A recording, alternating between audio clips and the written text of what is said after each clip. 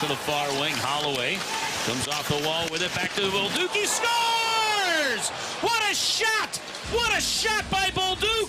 Holloway puts it in, drives the net, shoots, he scores! Bring out the Zamboni! Dylan Holloway had a game tonight. He scores the game winner for the Blues. They skate to a 4-3 win in overtime in Vancouver, and they pick up 6 out of 8 points on a difficult West Coast trip. You know, I think he is the best example of how lucky I am to be the head coach of the St. Louis Blues, because the whole team has surprised me with their willingness to grow, their willingness to get better, their willingness to compete. It's exciting about what we can become. We got a long ways to go, but I'm excited about what we can become. That's what it sounded like right here in your home of the Blues, 101 ESPN last night, as Alex was here about 6 hours ago. Blues beat the Canucks on the road in overtime. 4-3 victory for them. Dylan Holloway puts that game away. And what a poetic way to end that one, Alex, because he was the best player on the ice from either team. They have that Pettersson guy over there, that Quinn Hughes guy over there. Pretty good players. What have they ever done? Dylan Holloway was clearly and definitively the singular best player on the ice last night, and that has been a theme basically since the moment that Jim Montgomery took over as the head coach for the St. Louis Blues. The MO of Monty is that he will find a way to get the best out of your best players. And so for us, when we thought about, okay, what does that mean for the Blues? My mind immediately went to where I would imagine it went to for most Blues fans. Oh, well, we're going to see the best version of Booch, Thomas, and Kyrou. And I think we have. I would agree with that sentiment. I think Thomas has taken a little bit of time, but I do think he's getting to his game. My mind did not go to, oh, Dylan Holloway is going to become a top-line winger the moment that Jim Montgomery gets hired as the Blues head coach. But, Alex, that's what's happened. He is now on pace this season for 28 goals and roughly 50 points. I did a little bit of research last night because you know I'm a nerd. I've got too much time on my hands, and I wanted to see where Dylan Holloway ranks compared to other Blues players at his age with these kinds of numbers, all right? Here's the entire list in the history of the Blues organization. Of players 25 or younger, Holloway's 23. With at least 25 goals in a season, Holloway's on pace for 28. 50 points in a season, Holloway's on pace for 54. And here's the craziest part. A plus-minus of at least plus 20. Oh, that's where the list really shrinks. He's on pace for a plus 22 this season. Dude, he would be ranked third on the Edmonton Oilers, or I'm sorry, second on the Edmonton Oilers if he was on their team right now. In plus-minus? In plus-minus. He would be behind Connor McDavid in plus-minus. Here are the players that have done that in the history of the Blues organization. Vladdy, Jaden Schwartz, put a pin in that one. Pavel Demitra, Rod Brindamore, Wayne Merrick. The entire list, that's 50 years of Blues hockey doing what Holloway is on pace to do this year. Alex, he reminds me of Jaden Schwartz. Yeah. A bigger version of Jaden Schwartz. The worker bee that's going to go out there and do all the dirty work that you don't expect your stars to do. He's willing and able to do all of that stuff. Last night, blocking shots, breaking up plays. This dude might be a top-line winger. And he's been hiding in plain sight all along. Potential 30-goal scorer. Decent passer. That's probably not the best part of his game, but fast as hell, 99th percentile in speed burst, has one of the best shots in the NHL as measured by NHL Edge so far this year. I feel like I'm on this like hopium pill that I don't want to get off of it. I would let it ride. Hopium. Alex, am I getting carried away here? What are you seeing with Dylan Holloway right now? You're not getting carried away. Every element of his game screams this guy has more in the tank. I mean, first of all, you just start with his competitive level. Jim Montgomery has said it multiple times. JR had it in his piece. This is one of these guys that just never gets off of the ice. He's a rink rat. He's always out there trying to work, trying to get better. And you see the benefits of the hard work he's putting out there on the ice, of how he competes for every single puck. In the third period last night, Dylan Holloway blocked 2 separate shots, dumped the puck down the ice, but then realized that his team needed to get off of the ice while he was gassed and said, I'm going to go get that puck so they could get off. And busted through a player right next to the boards and battled through the contact in order to go retrieve the puck. Against Tyler Myers. What? This guy hit his vagus nerve, and we've learned from Joey how important it is. And he still fought through it. So Jaden Schwartz, of course, is the first one that comes to mind for me. Here's the thing, though. I don't think he's got the shot that Jaden Schwartz didn't have a great shot. He was a great player, didn't have the great shot. Dylan Holloway's in the 96th percentile. He's got a better shot, according to NHL Edge, than Kirill Kaprizov does. At least a harder shot. Harder shot, I should say, on that sense of it. It's like having velo in baseball. It doesn't necessarily mean you have a great fastball, but it's a good place to start. You mentioned a name and those players that really kind of perked my ears up. And it's Pavel Demitra. And here's why. Pavel Demitra was the same player as Dylan Holloway in terms of he was in another organization. All right, end the conversation there. Calm down. Let me finish. Hold on. Can you keep going and restart with saying Dylan Holloway is like Pavel Demitra? So that way I can cut that for Twitter after the show. Nope, today. but I will reframe it this way. 3, 2, 1. Dylan Holloway is in the same situation as Pavel Demitra was when he was younger. He was a player for the Ottawa Senators. He played 12 games for Ottawa, 16 games for Ottawa, 31 games for Ottawa. All 3 separate seasons. Spent his entire time in the American Hockey League until the Blues said, this might be a player. And they made a trade for him. And then he comes over and then 52 points, 89 points, 75 points, consistently a 25, 30 goal scorer for the team. I don't know if Holloway's got that type of upside. I can tell you this. He plays to where he could potentially have that upside. He's got the speed, shot, and the ability to outwork his opponent to get to the right areas. This came over as a player that Daniel Nugent-Bowman T-Bone told us of The Athletic, middle 6 forward. Maybe at best he's a second-line winger. I don't think that anymore. I think at worst he's a second-line winger for you because he's got the shot, he's got the speed, he's got the ability to make something out. Look at the Zack Bolduc goal last night. He got his own pass where he dumped it into the zone, outworked Tyler Myers. Once again, that's a 6'5" defenseman. And he got the puck, turned around, and saw Bolduc all by himself in the slot for a shot. What am I missing here?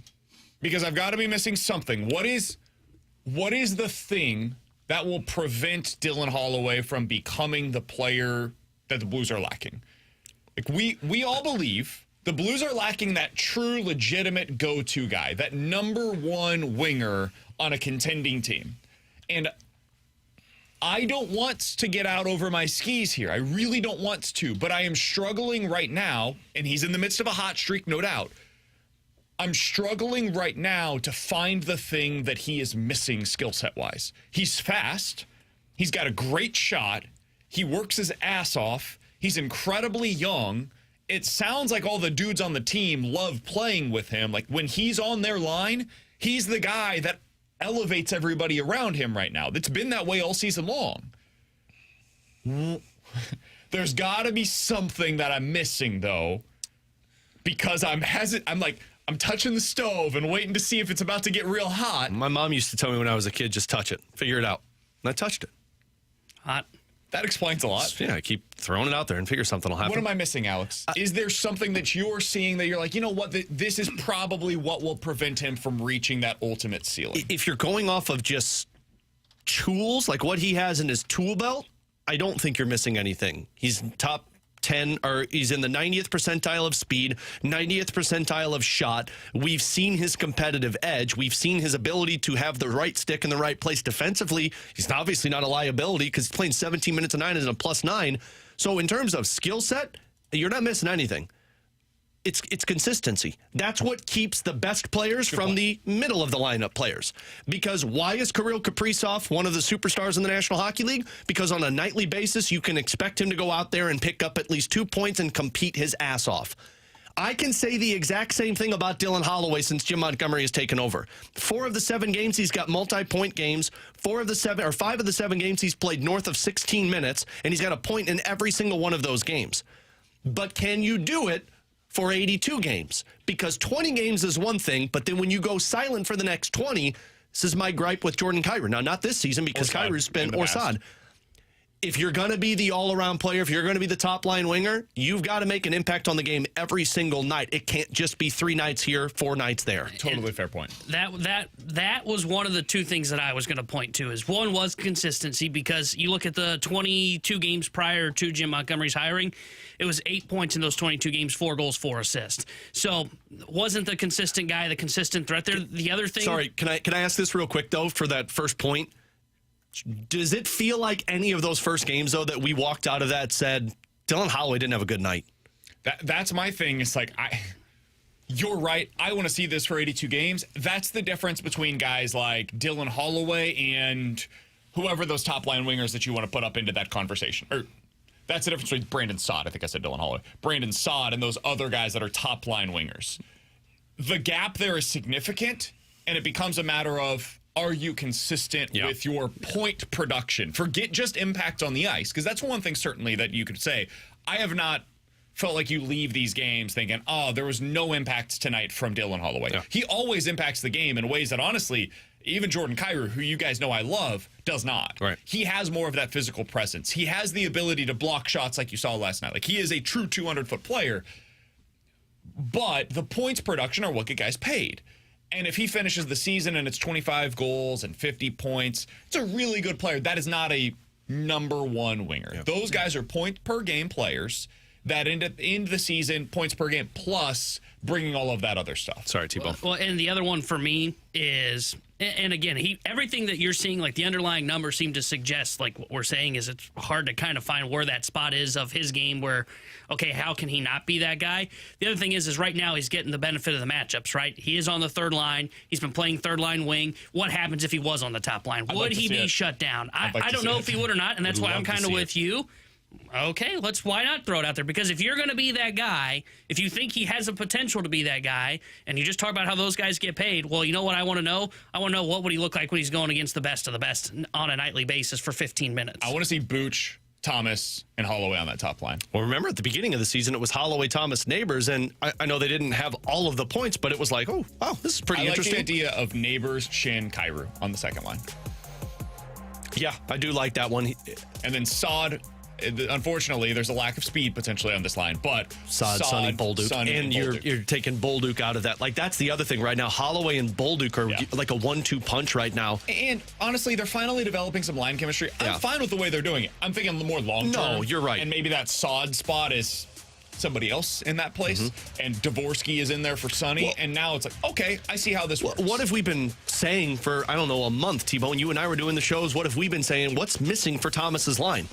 A shot, a finisher. And guess what Dylan Holloway is right now? He is a finisher with 10 goals on the season. Now, Kyrou is as well, and I can't take that away from him, but Holloway just impacts the game differently. And that's where I look at this, and I brought up Seth Jarvis the other day. Like, nobody expected Seth Jarvis to be a top-line player when Carolina drafted him. But he was like, whoa, where'd this guy come from? That is what teams need if you want to have that step into contention once again. Last thing on the Blues from last night as they, again, get a huge win. They're 14-13-2 now on the season. They're legitimately at least in the conversation for a playoff spot, which there was a point about a week and a half, 2 weeks ago where I didn't think that was going to be the case. But God bless you, Jim Montgomery. Appreciate you keeping them in this thing. And honestly, the players. Kudos to the players. Totally. Hofer, we got to talk about it. Last night, T-Bone said on the show yesterday, I think it was, are the Blues goalies making that save that you feel like saves them the game in a key moment? Hofer had that exact save last night. Third period, I think there was like 5 minutes to go. Breakaway going against him, and he makes the save. You could pinpoint that moment and be like, you know what? If they end up winning this game, that will be why they were able to win the game, because he made that save in that big spot. They have a 95% save percentage now since Jim Montgomery took over at 5-on-5. Pretty damn good. These games, Alex, I don't know if it's stylistically. I don't know if it's just the energy in the building. I don't know if it's just me having a renewed energy watching the games from my couch. I can't explain it. It's one of those things that me as a spreadsheet guy, I'm feeling things. Nerd! Nerds don't feel a lot. Yeah, nerds like don't feel I'm things. watching playoff hockey right now. And I'm enjoying the hell out of it, man. And am I the only one that's feeling that way? Again, I can't pin my finger on why that is. I don't know if it's the Blues are playing that style. I don't know if it's just the vibes are high in my house as I'm watching. Are they? Yeah, man. Yeah. It's been great. Luca's starting to get into it. I can't explain it. Do you feel that way as you're watching these games? I do. I told you guys, like, man, if this was 2 years ago, I'd be a very upset individual today, because you go to overtime and a 9 o'clock puck drop with a bad team on the ice. Like, what are we doing? The reason that you've got this new lease on life for the Blues right now, BK, is because I think you see what we talked about in the offseason. all of the pieces are starting to fall into place of what the Blues were hoping the identity of this team was. Did it take them to get the right coach? Maybe. But you are starting to see the top line center, the depth of scoring, the defenseman, the goaltending tandem.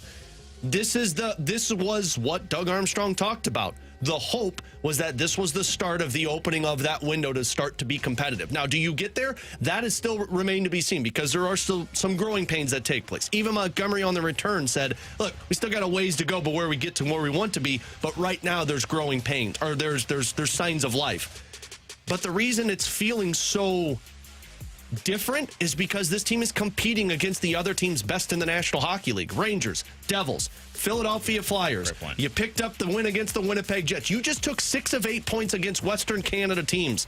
That doesn't happen. I was a little surprised. Apparently it does happen more than I would think for the Blues. They've done this a lot in recent seasons. I thought the exact same thing, Alex. Your points against Western Canada road trip teams. Last year they sucked. 2 out of 6 points possible. Sounds Before right. that, 6 out of 6, 5 out of 6, 6 out of 6, 4 out of 6, 2 out of 8. 2017, what were we doing, boys? 3 out of 6 and 8 out of 8 points. But is that playing all 4 teams? The 6-point ones, no. So the only times that you've gone 4 consecutive games on this road trip in Western Canada, they have had a couple where they have added Seattle into the mix, but Western Canada, 2017, 2 out of 8, and then 2015, they won 8 out of the 8 possible points. So they have not done this. And that's what I mean, like 4 games. Since 2017. I mean, these are juggernauts. Any team, any player would tell you, like, when you take on Winnipeg, Calgary, Edmonton, Vancouver, that is a juggernaut schedule. And you like to say that, stop bitching about the schedule. I'm glad they haven't. They haven't done it at all. Yeah. I've not heard anybody complain about, hey, we had to go out to New York. They've been on the road for 7 of their last 2 8 different games. Coasts. It's been They got to impressive. go on the road again. They're going to go back on the road again with back-to-backs. But you picked up points. This isn't you winning against the San Jose Sharks, although they whooped you up last year, or the Chicago Blackhawks or the Columbus Blue Jackets. No, you just took down 3 of 4 and played pretty competitive against the 4th team, who are all considered playoff teams in the Western Conference. Fun to watch. Blues back in action tomorrow night against San Jose. Back home for a one-off, unfortunately. And then they go back on the road against Dallas. But back home tomorrow night against San Jose. With Alex and T-Bone, I'm BK. If you guys want to get involved in the show, 314-399-9646 is the Air Comfort Service text line to do so. We will hear from you in questions and answers at the end of this hour. You can check us out on YouTube as well. YouTube.com/101ESPNSTL. That is where the Graveyard Chat is available for you today. We've already got a bunch of people over there. We got John. We got Cat Dad Gamer. We got Bill. We got Gator. Bunch of activity already going on over in the Graveyard Chat. Coming up next here on BK and Ferrario on 101 ESPN, we got to talk about what took place yesterday down at the winter meetings. The Nolan Arenado sweepstakes are suddenly a little bit more complicated than when we left the air yesterday. We'll tell you about it next year on 101 ESPN.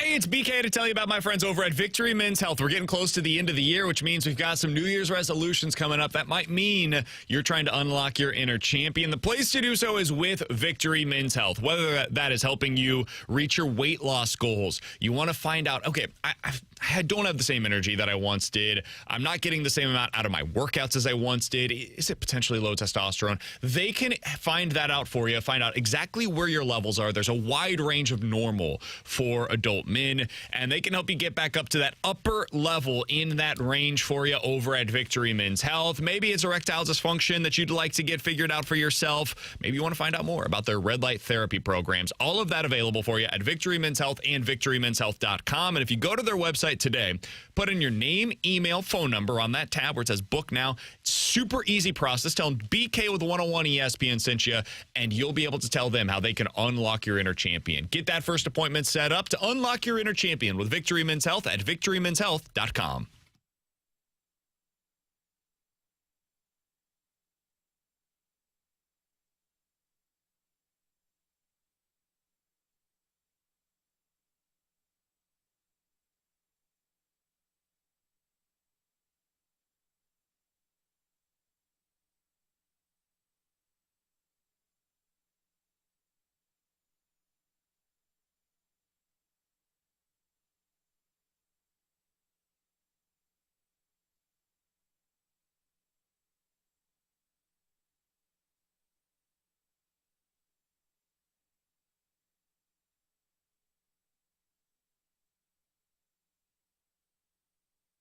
Nolan wants to win.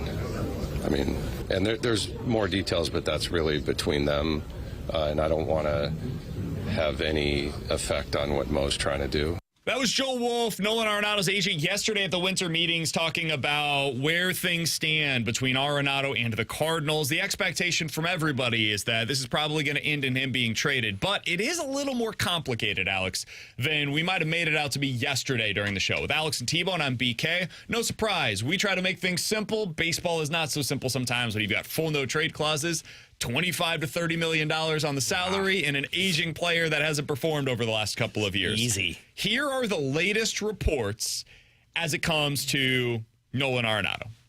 The Athletics Dodgers reporter, his name is Fabian Ardaya, he reported yesterday that the Dodgers are, quote, not a possibility, end quote, for Arenado. The Dodgers GM said on the record on Monday that Max Muncy will be the team's opening day third baseman. They have their infield set. Arenado is not among those options. He is not expected to be one of those options. The Dodgers are, however, according to John Denton, on Arenado's approved list of at least 6 teams, 6 that we know of publicly, and because of John Denton's reporting, that he would be willing to go to. So strike them off, it becomes a 5-team list. The Yankees, according to Jack Curry of the Yes Network, who's a trusted reporter up in New York, are not interested in Nolan Arenado. So that's another team that we had previously thought, okay, maybe they make some sense as they pivot from the Juan Soto sweepstakes. Maybe they want to shore up their third base defense. Nope. Apparently, according to Jack Curry, not interested in Nolan Arenado. Also, they were not one of the teams that were listed on his list, according to John Denton. So the 5 teams that we have remaining, the Padres, who have a third baseman in Manny Machado, and it would likely require him to move to first base, which would also require some gymnastics from the Padres, depending on what they want to do with Luis Arraez. But Schulte loves Arenado. No doubt. There's a lot of potential adjusting that would have to take place there, but they're at least a team worth monitoring. The Phillies, according to Rob Thompson, their manager yesterday at the winter meetings, are not trading Alec Boehm. He said that definitively on the record on MLB Network. We'll see if that ends up being true. Because the manager makes those decisions. He said they're not trading Alec Boehm, which would seem to suggest they're not moving for a third baseman. But anyway, the Mets are another team that are on Nolan Arenado's list. They do have a third baseman. He could potentially have some flexibility to move around, but that's one team. And then the Red Sox, according to reports, are in on Alex Bregman, but there's infighting. Their manager, who previously was in Houston, wants Alex Bregman. Their GM, according to reports out of Boston, is not particularly interested in Bregman at the cost that he is likely to demand. So we'll see what happens there. So the list of teams that Arenado, according to John Denton, is interested in: Dodgers, Padres, Angels, Phillies, Mets, Red Sox. Those are the 6 teams. One of these things is not like the other. Alex, after all of that, and I apologize, it took a little bit to get all of it out. There's a lot of reporting yesterday on Arenado. Where are you at with where things stand, the likelihood of him being traded, and where he could potentially be traded? The list you just gave us sounds like there's only 2 options, the Mets or the Angels. And I don't know why the Mets would do this because, like you mentioned, they've got a third baseman. Sure, you could do some gymnastics, but unless those gymnastics involved Arenado at third base, I'm not too sure a team is going to want to make a trade and take on that salary for that type of player. I don't even know how the Angels are in this conversation. I get it's California, but apparently, according to Nolan Arenado's agent, he wants to go somewhere where he's not making a linear move. He's going somewhere who has a chance to win. Him and Trout could win so many World Series. I've heard that before with who? Albert Pujols. Oh, yeah, that's right. They didn't do anything. That seemingly would be the only spot. Man, I'm riding this roller coaster now of Nolan Arenado because yesterday I was pretty confident, and today I'm not so certain you're going to get this done. I think reality might be slapping Nolan Arenado in the face of, hey, teams aren't interested in you, man. You have not played well. You were not the player that the Cardinals thought that they were getting these last few years. Nobody wants to trade for you. So either widen your landscape or stay with the Cardinals. Yeah, I'm now 50-50 on if he's getting moved because I thought all along. I thought all we're along, an 85-win team. Like, I remember early on in the offseason of, hey, the Dodgers, wouldn't the Dodgers have interest in Arenado? And I kept saying, why would they have interest in Arenado? Right? They've got Max Muncy, who, sure, he's not great defensively at third base, but he's like 20 to 25% above league average. He's a left-handed bat that hits like 7th in their lineup. You were right. We get it. Move on to the next thing. I want to continue to brag that I was right, Brandon. We have to listen to you do it. T-Bone, you take 5 minutes when you're right. Take the stage, sir. Thank 5 you, is a Ferrario. short BK. Yeah, I was going to say more like 10. It's typically a whole segment. But it goes to show, like, the Dodgers are a smart organization, right? Yeah. So they're not going to take a distressed asset, which is what Nolan Arenado is at this point in his career, because he's a league average hitter, and that's if he doesn't decline again next year at best. And defensively, he's still good, but he's not what he was early on in his prime, right? He's not a just complete, write-it-in pen. He's the Gold Glove winner at third base in the National League. So if the Dodgers aren't interested in that, and they're a really smart-run organization, why am I going to believe that some of these other teams that are being connected to this are going to do this? If I'm the Mets, man, they've got their third baseman internally. I'll just go sign Pete Alonso to be our first baseman again, or I'll go to the smaller market and go, okay, Paul Goldschmidt, sure, 1-year deal. Oh, Christian Walker, 3-year deal. Hell, Anthony Rizzo, 1-year deal. Like, there's so many other options for them. Phillies, Dombrowski's crazy. Dombrowski's smart, though. And I don't think that he would just move on from Bohm for a below-league average third baseman in Nolan Arenado offensively. It would be puzzling. It would be a puzzling move, and I don't think he's just doing that. I think if he's moving Bohm, he's getting something significant, or he's signing Bregman, for example. And Boston doesn't, if they don't want Bregman because of his contract, why would they want Arenado? Shorter. Still, I mean, that's a significant difference, but yes, I agree. I just think you're looking at it's Angels or bust now for the Cardinals, and I don't even understand I get the move for the Angels, but I'm now 50-50 that he's going to be back here with the St. Louis Cardinals. If the Angels are on the list for Arenado, get it done. Just get it done. Don't wait out. Don't hold out for like the best return possible in this deal. Just get it done with the Angels. Take yes for an answer. What if they say you take Anthony Rendon? No, like obviously no, absolutely not. The Angels are not. You said all of that glowing stuff about the Dodgers, and it's all fair. They deserve all of that praise. The Angels, everything you said, are the antithesis of that. Yeah. They're not a well-run organization. They are not a smart organization. They throw money at all of their problems and throw bad money at all of their problems. They signed your boy Kikuchi to what? A 3-year, $65 million contract? Trash move. I think Kikuchi is a totally solid pitcher. They are not the kind of team that needs Yusei Kikuchi. That's the opposite of what they should be looking for. They need to be looking for like the Corbin Burns of the world, or just fill out your rotation with like Kyle Gibson. They should be doing the Cardinals plan from last year where it's like, hey, let's try to stabilize this stuff a little bit. We're not in a good place. We've got a few pieces that might be interesting. Let's see what they are. There's the problem. They have to admit they're not in a good place and we need to fix this. They keep saying, no, we can win. They've honestly had a very Cardinals-esque offseason from a year ago where they're beating the market to all of these players that other teams are like, Okay. Cool. Sick. Glad you got that guy to get you to 82 wins. There goes our 25th favorite free agent. Exactly. They like stopped their list at the 28th best player in How free many agency. Tony text chains are from front offices around Major League Baseball? The Angels took our 36th best player right And then now. they're going to trade for Nolan Arenado, and other GMs around the league are going to be like, do they know what Nolan Arenado's done the last few years? They're gonna be like, we got Arenado! Yeah! They're going to hold a big press conference. They already have a third baseman. Just take yes for an answer. Eventually, that's where the Cardinals have to get themselves to. And the team, to me, if this is honestly his list, just go to the Angels and get it done, man. I'm not denying the reporting done by all of these individuals. Angels make absolutely zero sense for what Nolan Arenado is telling people. Unless Arenado is just like so many people and he wants a certain thing, but he's also okay with going home. Like that. Think about how so many people in your life, especially as we get older, Alex, I had so many people that left home and went off to college or went off to like a big city to explore and like have all of these adventures, right? And then eventually there is a pull in you, especially as you start to have a family where you're like, you know what would be really nice? Going home. Wherever that is for you. And for Arenado, home is Los Angeles.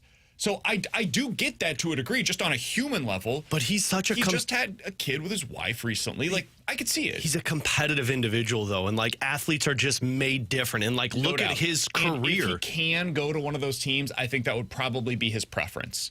But if his options are, hey, you can either stay here in St. Louis on a team that he doesn't believe, whether he's right or wrong, is going to be competitive next year, or go to a team that's probably not going to be competitive, but you're home. Probably take the latter, right? I don't know if I'm him. If I'm putting myself in his shoes, this has been my home for the last 4 years. And I know But it's not home. He doesn't stay here in the offseason. Like, he lives in LA. Totally he get views it. that as home. But I'm still an athlete. This is a place where he works. I'm still competitive. And the Cardinals are more competitive than the Angels. So why wouldn't I say, no, I'm just going to stay here? Can I be honest? I don't know how much his thing is on the competitiveness, right? If I want to go play for a winner. All these other teams have that. Sure. Every other team on his list is competitive. Here's why I raise a question on that, right? Everybody looked at kind of the whole thing that he was clearly preaching to the front office last year. Hey, we need leaders, we need leaders, we need leaders in this clubhouse. Everybody knew that wasn't the smart move if you're going to be a competitor, right? And yet that's what he wanted the organization to do. I don't know how much he truly is gung-ho on, hey, I want to be a winner. I want to be a guy that's on a competitive team. I'm a little skeptical because otherwise the Angels don't pop up on this list at all. That Unless is you one of wanna go those, home. and that is one of those where it is, okay, I am more open-minded to going just to the West Coast than anything else. I don't think it's the West Coast. I think it is Southern California. And I get that. Like, you're right. Like, if I'm a competitor, at one point I have to say, hey, it might not just be in the cards for me, so why not go home and settle there? It's just... It just doesn't match up in line with everything else that we've been talking about and what we've been hearing about Nolan Arenado. That was the biggest story yesterday for the Cardinals at winter meetings. It was not the only thing that happened, though. There was a ton of news at winter meetings yesterday, especially when it comes to the pitching front. We'll get into some of that with our winter meetings. Roundup! Coming up next on 101 ESPN.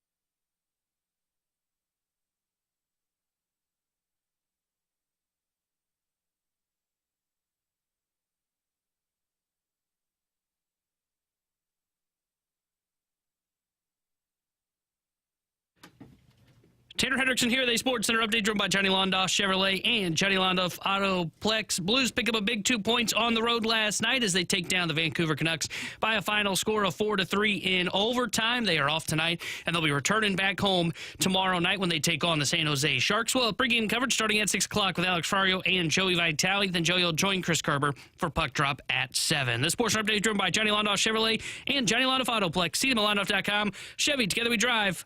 Are you kidding me?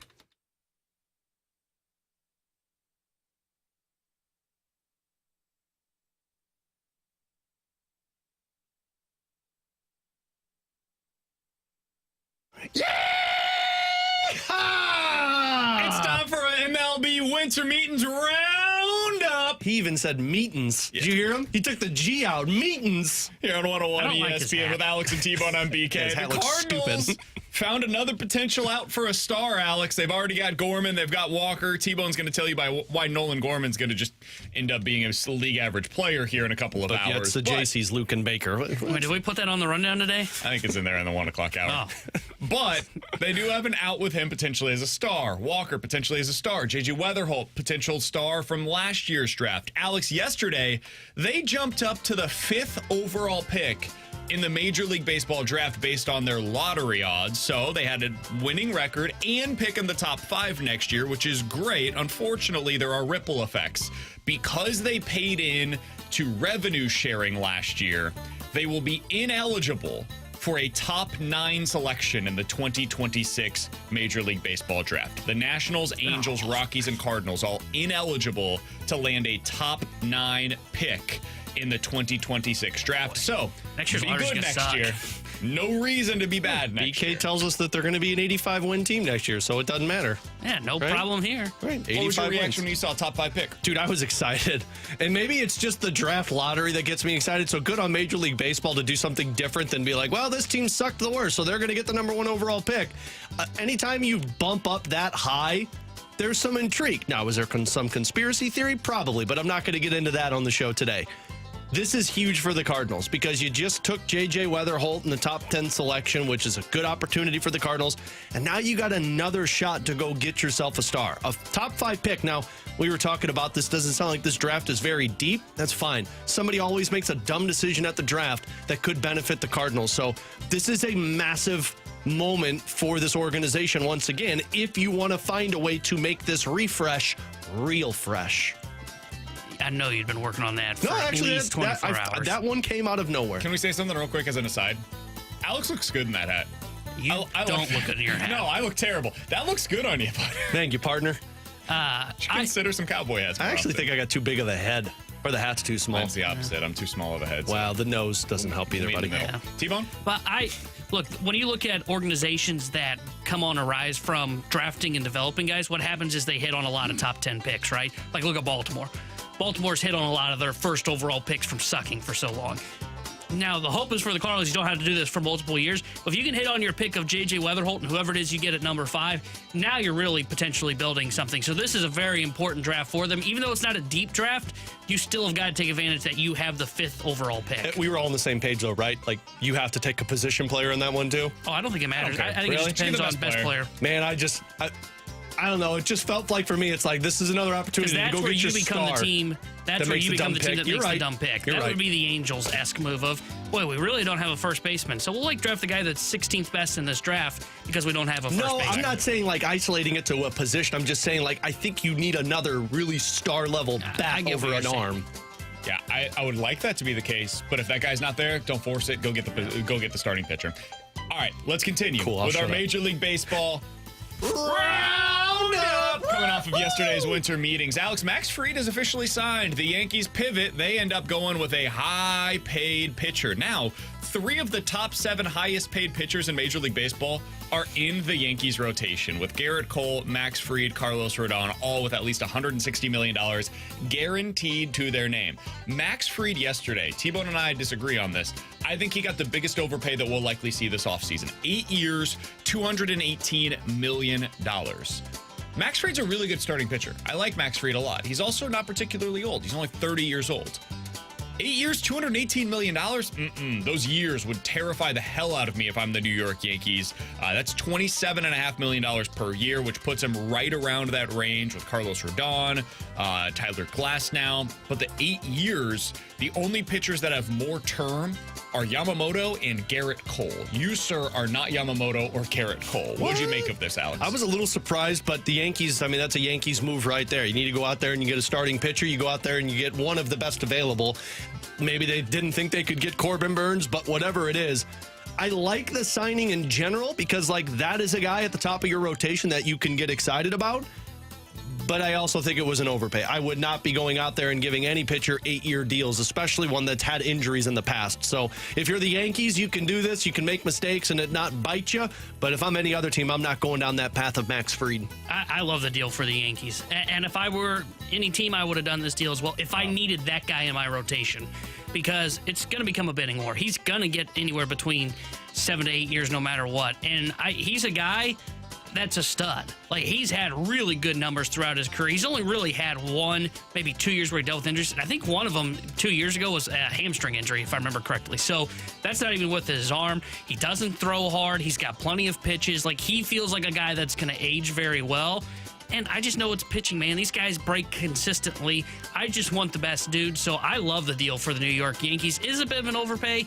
Yeah, I'll agree. It's a little bit of an overpay, but if you got to get that guy there to help you, I would be willing to do it. All right, next thing up here as we continue with some Major League Baseball winter meetings. Roundup!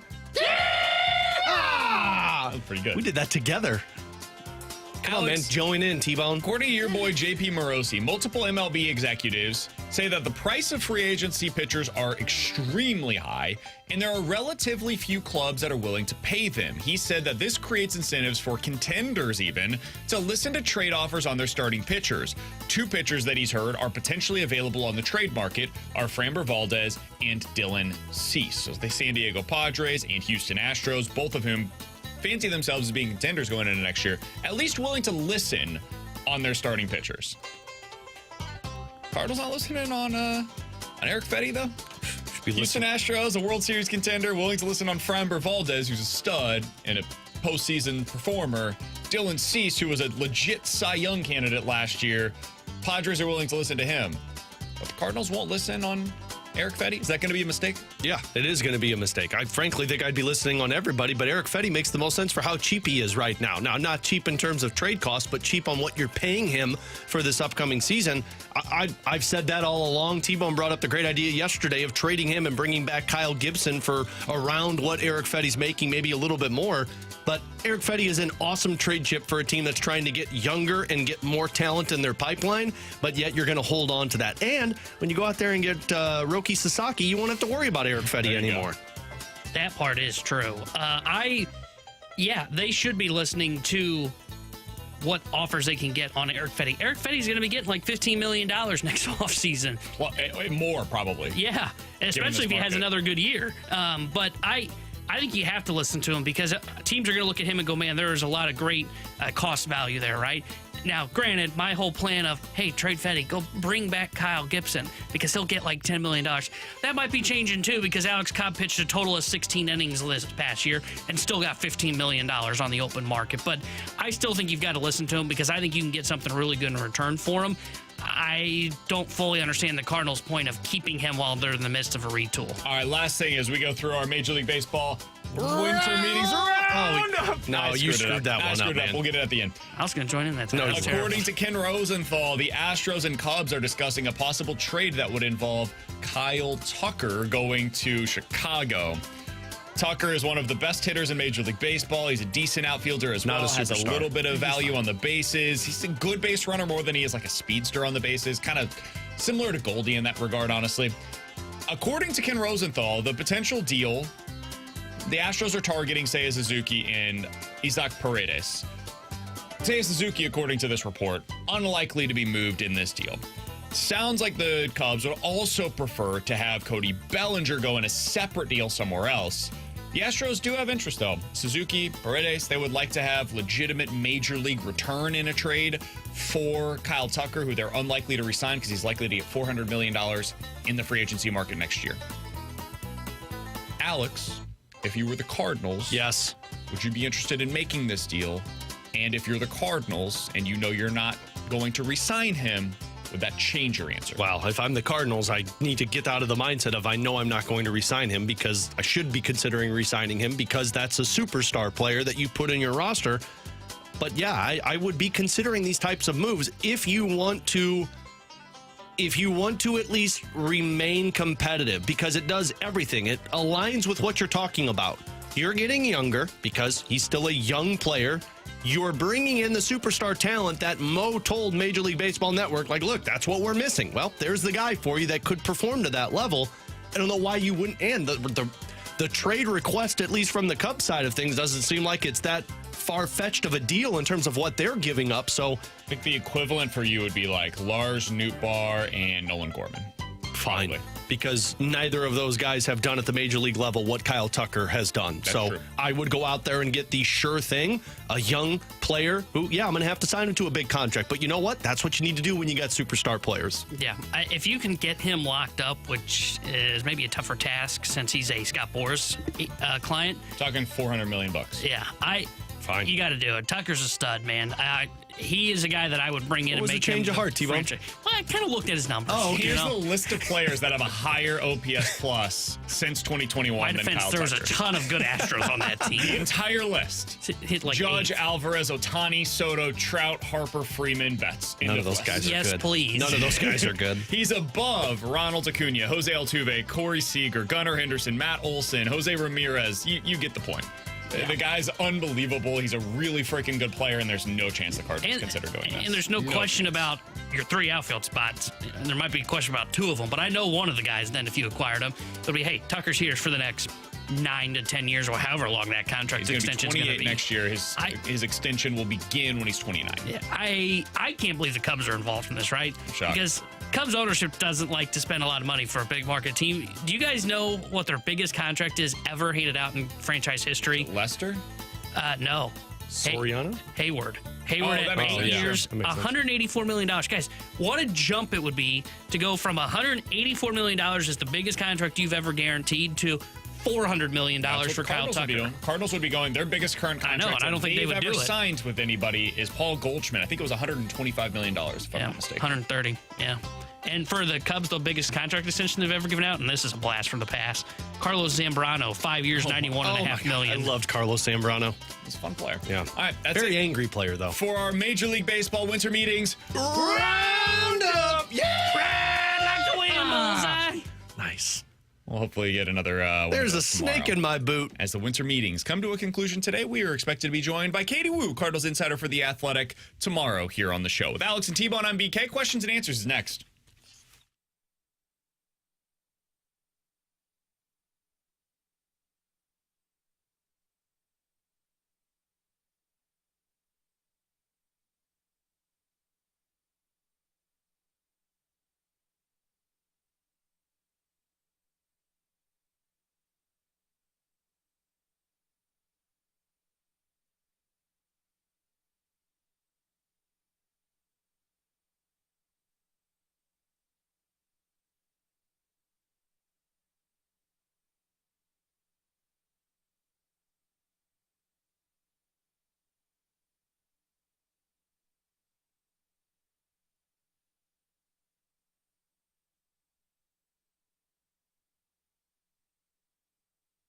Alex Ferrario back with you to talk about my friend and insurance agent, Tracy Bibb, who is out to take care of you and your family with your car, with your home insurance. One, incredible coverage. You get personal attention from your insurance agent, where a lot of people haven't even met their insurance agent. So when issues arise, you have somebody that you know you can call, know will answer, and know will help you and take care of your issue. On top of that, she's always out to get you the most competitive rates, making sure that she's saving you money in every area possible for your car and your home insurance. And this time of the year, so important to save the money where you can.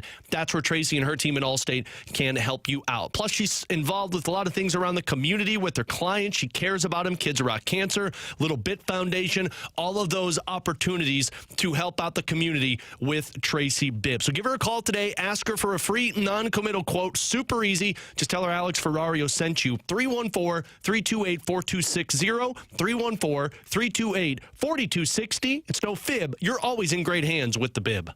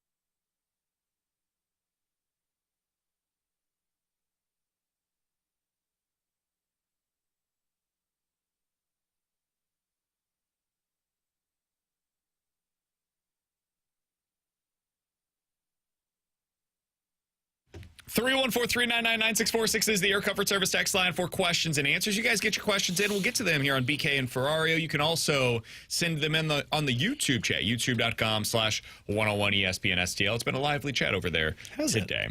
All right, let's start out with this from the 636. Guys, do Tanner and Carey have their cry space picked out for when Mizzou kicks their butt in the bragging rights game coming up in about 10 days? Like me and Carey got to worry about that. No, that was cute, 636. I will never ask Carey if he has a cry space. We're for not anything. even worried. They just kicked the living crap out of Wisconsin, a top 25 team. Yeah, John yesterday. Yeah. I ain't Your scared. boy Casper from Stud. The Ghost, that guy's good. Yeah. Unbelievable. I'd like to know where your team's finding these guys. We don't put overseas. Yeah, we don't put any NIL money to our football team. Bielma has to work at a disadvantage, so Brett Underwood can build a program. That's basically how it works. Seems to be working out pretty well for you. Yeah. Honestly, smart move if you're Illinois. Illinois is a really good team. They're I think they go through too many stretches of falling in love with the three-point shot because it's clear they hunt that shot more than anything else. The Mizzou game will be fun. Yeah, Both teams I do wouldn't that. be shocked if somebody touches 100 points in that game, by the way. Mizzou and Illinois might combine for 200. Yeah, Bet take the over. They fall in love with the three-point shot a little too much. It's why I'm not sure this team will go on as deep a run as last year's team. This is by far the best talent Underwood has had. Really? This is the best talented team he's had in More his so time. than the Shannon team a few years ago. Yeah. Wow. This is the most talented NBA caliber roster he's had. Problem is they're young. They still make mistakes defensively.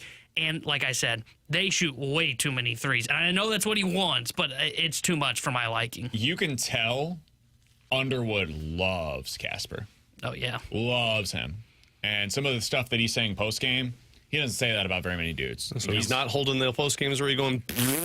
He liked Shannon too, and I think that's why he was willing to do that, because it was a way to fire him up a little bit. But Fire me up. Don't you make the poop noise at me.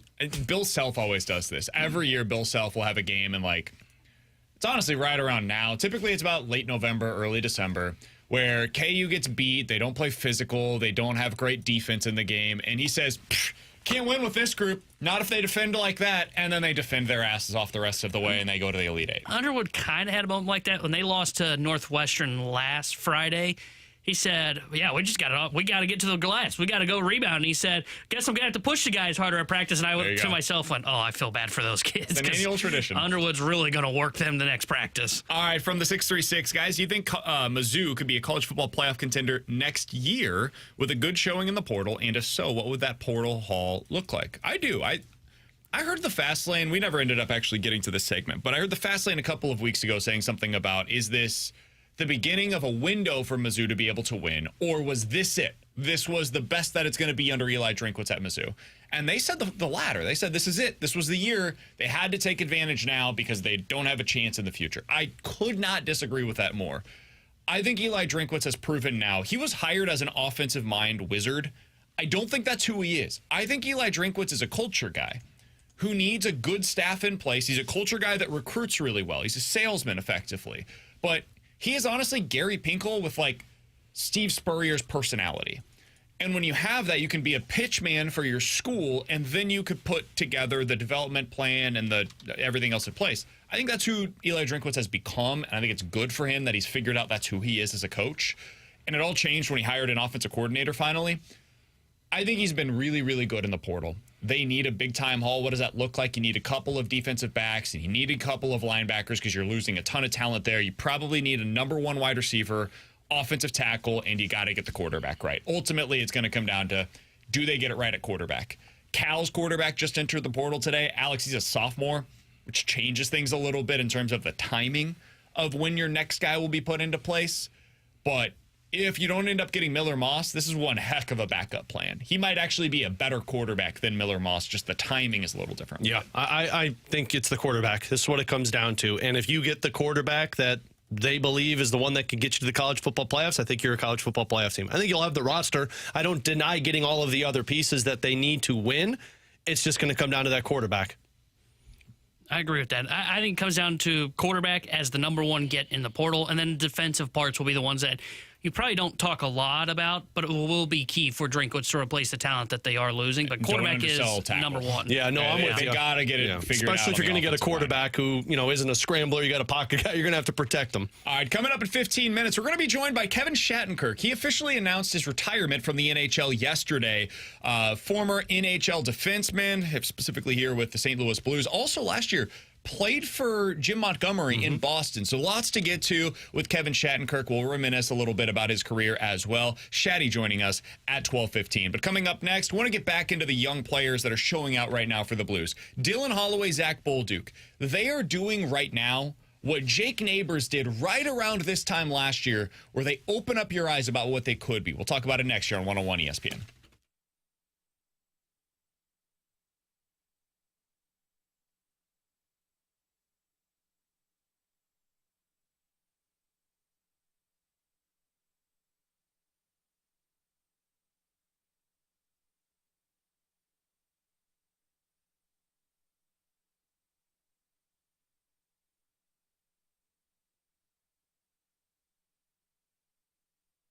Alex Ferrario with you to tell you about Ted Drew's famous frozen custard. Of course, you know about that famous dessert you can go out there and enjoy anytime you want, but it's the holiday season, which means you need to get out there and start some of the traditions, walking around the parking lot off of Chippewa and checking out their huge parking lot filled with Christmas trees. You've got tons of different fragrant firs, pine trees, wide selection. Also, you got really tall ones standing over 8 feet, and they've got the Dottie tree, which is named after Ted's wife.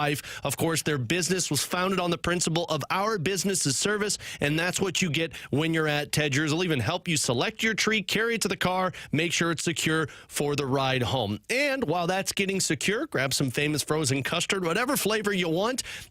Buy it in bulk, too. Bring it home with you. Freeze it and have it for all of the holiday dinners that you're going to have. And, of course, while you're there, check out the gift shop. Perfect gift items, whether it's souvenirs, Ted Drew's apparel, Ted Drew's gift cards, all of it for you to enjoy the holiday season. But start those family traditions with your friends at Ted Drew's famous frozen custard. It really is good, guys and gals.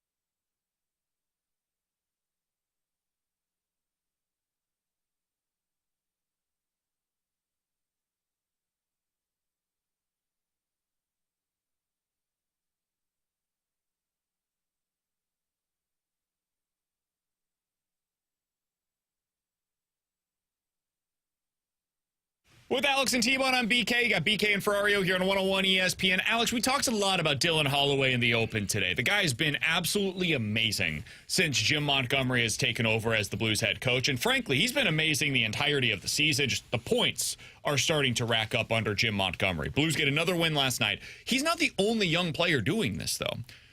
Zack Bolduc early in the season, we had all said, like, hey, I've really enjoyed Zack Bolduc's game, but it's not what I expected it to be. It's more of a, like, grinding presence. It's honestly, at the beginning of the year, it was more Matthew Joseph than it was Dylan Holloway in terms of the style of play, not putting up a ton of points necessarily, but you can see how it would come together. Kind of David Perron-esque late career. David Perron, though, not what we saw early in his career.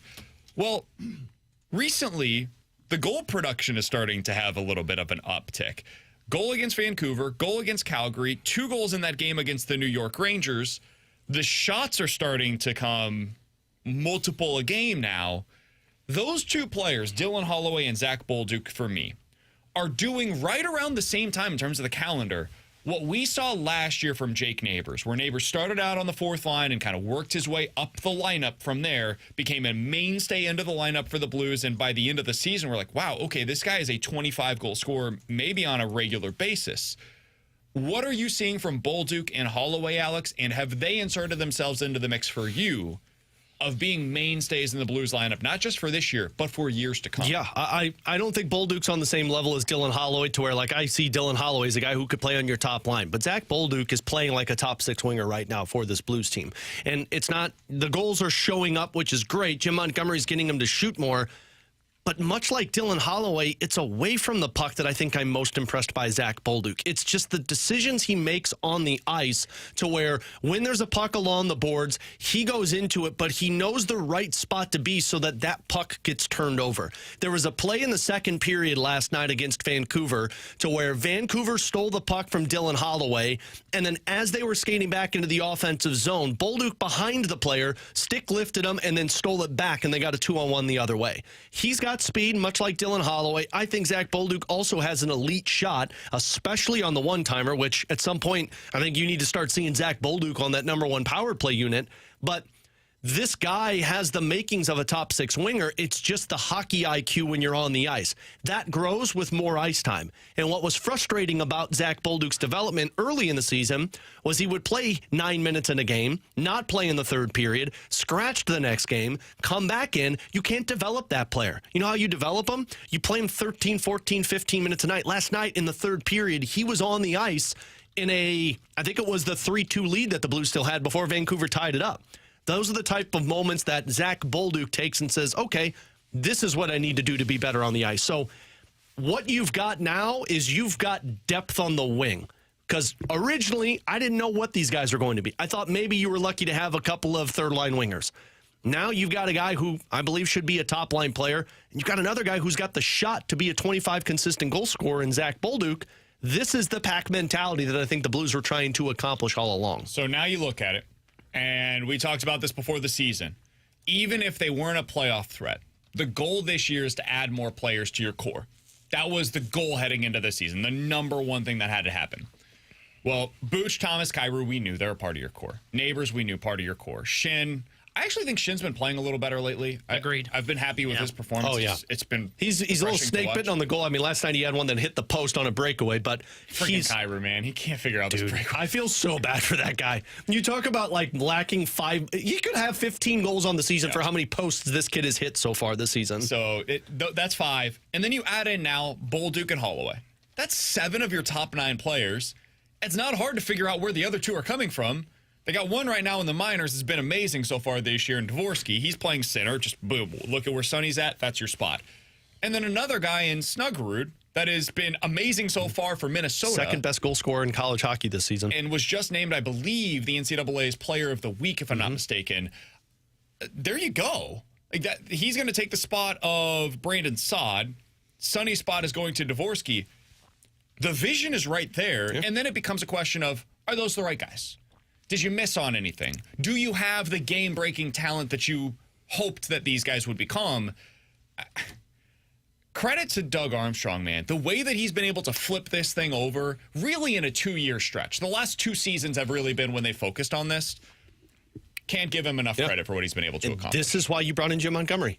You brought in Jim Montgomery so that the coach can be in place to where it's like, okay, now we know what we've got in the players. We're developing them the way we need to, and then we find out what the players are. This is why I feel like it's so important for this team to get into the playoffs, but at least play playoff hockey in the final month of the season where you're 2 points away from a wild card, because there's a difference between being a regular season player and a playoff player. Some of these guys we've already seen it in the playoffs. Some of these guys we haven't seen it in the playoffs.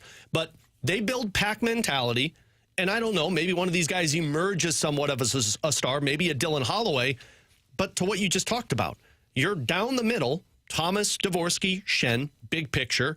On the wings, a Buchnevich, a Holloway, a Neighbours, a Kyrou, a Snuggerud, a Bolduc. There's your pack mentality. Yep. Every single line is a scoring threat. Every single line has a center you trust. Every single line has a presence about them. And if they're right on all of those guys, the pressure now becomes making sure that you get it right defensively. Totally. You got your goalies. Looks like the forwards might be set, potentially at least. They've got the possibility of that. Next thing is going to be, okay, Broberg is one of them. Parayko is another. What else do we have here? Do we have any other top 4 defensemen currently in the system? That's going to be the next thing, the next priority going into next offseason. Maybe next offseason, instead of focusing on that winger that we've been talking about, it ends up being potentially a defenseman. With Alex and T-Bone, I'm BK. In 15 minutes, we'll dive into, in 30 minutes, we'll dive into the junk drawer. But coming up next, Kevin Shattenkirk officially announced his retirement from the NHL yesterday. He's going to join us to reminisce a bit on his career here in St. Louis, talk about what it was like as well to play for Jim Montgomery. Shattenkirk joins us next year on 101 ESPN.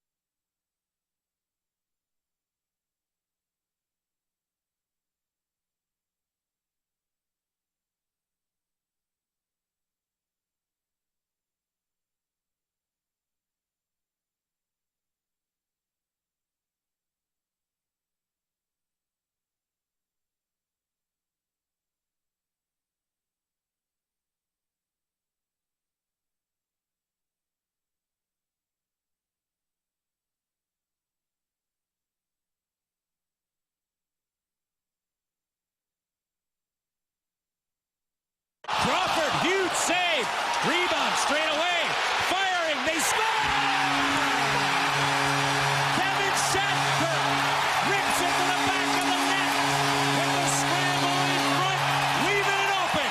And the Blues go on top 2-0. 0.8 seconds to go. First period. That one was from April of 2014 when Kevin Shattenkirk had a 3-point game against the Blackhawks to take a 2-0 lead in that playoff series. And we bring that up because we are now pleased to welcome in one of my all-time favorites covering when he played for the St. Louis Blues. 7 years playing with St. Louis, 14 years in the National Hockey League, 952 games played as Kevin Shattenkirk yesterday officially announced his retirement from the National Hockey League. It's BK and Ferrario here on 101 ESPN as we head to the Calgary and Thompson hotline. Shaddy, it is great to talk with you, my man. First off, congratulations on an incredible career in the NHL. How are you? I'm doing great. Thank you. Thanks for having me on, guys. It's it's a great day for me. Obviously love hearing that little soundbite there and reminiscent for sure. I went down memory lane last night, Shaddy, on our intermission report on the Blues broadcast because I found as many Kevin Shattenkirk goals, and there's a lot of them, 59 of them to be exact, but we had a lot of big moments in your career.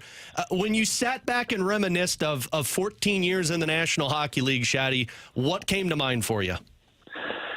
Oh, so much. I mean, obviously, like you said, it's quite a long time. Met a lot of amazing people along the way, and I think you think back at really how much fun it was. I never really took anything for granted, and every day was a privilege to be in the league. So, I'm grateful for a lot of the teammates that I had. And again, a lot of the other people behind the scenes who you get to meet and sit on planes with and talk about their journey in the NHL, whether it's someone in the media or a staff member or equipment manager. So. All those things, they affect you and make you proud of what you've achieved. Shaddy, you got to play for 7 different teams in your career, but your time here in St. Louis was interesting, especially given what the Blues are going through right now, because you were here at the beginning of that build. You got to see what it looked like. It started out with Davis Payne here, and then eventually Ken Hitchcock, of course. What was that experience like? As you're able to look back on it now with hindsight, what was your experience like here in St. Louis, seeing that build from start really to where you guys ended up? Yeah, it was really cool. I think when I first got traded there, obviously as a rookie, I think my focus was to make the team, and even being traded for Eric Johnson, first overall pick, nothing was guaranteed to me. So I knew coming into my second year that I was going to have to really prove myself and make sure that I had a spot on that blue line. But I definitely knew that we had obviously some great young talent coming up and some great leaders, with Backus and Steen, and we had a great team. I mean, when Hitch came in, he really transformed us into, an amazing full 200-foot ice team. And I think that's what we were. We were a blue-collar team. We checked hard. We defended hard. And then our skill, would shine through. And we really started to gain confidence in that second year and on. Shaddy, when Hitch took over, that was the opening of that playoff competitive window that Doug Armstrong liked to talk about. I think it was 7 straight seasons that you guys made the playoffs. Every year that you were with the Blues, they were in the playoffs. But you saw it as a young 22 player and when it didn't look good. And I know it was a short sample size, but how difficult is that in the NHL to go from one season where you're still retooling to getting into a competitive window and staying competitive?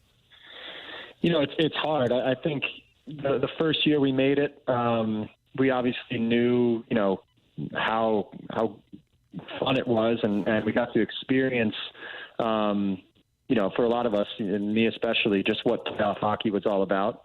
But I think the focus going into the next, my third year and fourth year and on, was again just how hard it is to get there, and in a moment and in a short, maybe slump of games, that could be the reason why you don't get on and get that chance. So, it was never about being first place in the league. We wanted to win as many games as possible, but we knew that just getting in, it would give us the opportunity to win the cup. And we had some amazing teams there. And man, I mean, that's one of my biggest regrets was not winning it in St. Louis. But to see those guys get over the hump, a year after, 2 years after I was gone was special because, a lot of my best friends were still on that team. And I had such admiration for the fans of St. Louis and the people who had been yearning for a championship for so long. And then you got to win it the following year with the Tampa Bay Lightning, so it was kind of cool to go back-to-back where the Blues win it, Kevin Shattenkirk wins it, and it's one of those things that I think a lot of people talk about here in St. Louis, that trade away from the Blues, although it was awful to see Kevin Shattenkirk get traded, you got your playoff opportunity with the Washington Capitals, and then the Blues got assets back to kind of put them in a winning window as well.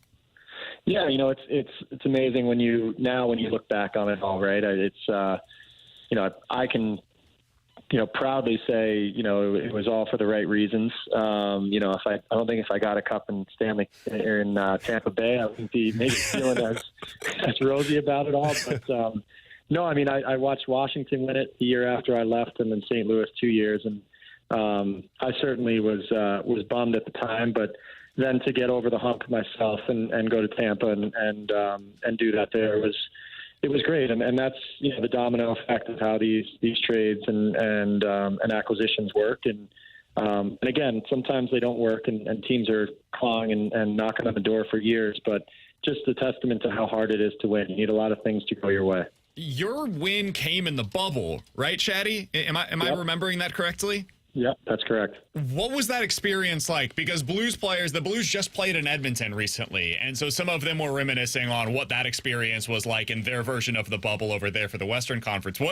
What do you recall about playing in that postseason, in the bubble experience? What was that run like for you with the Lightning?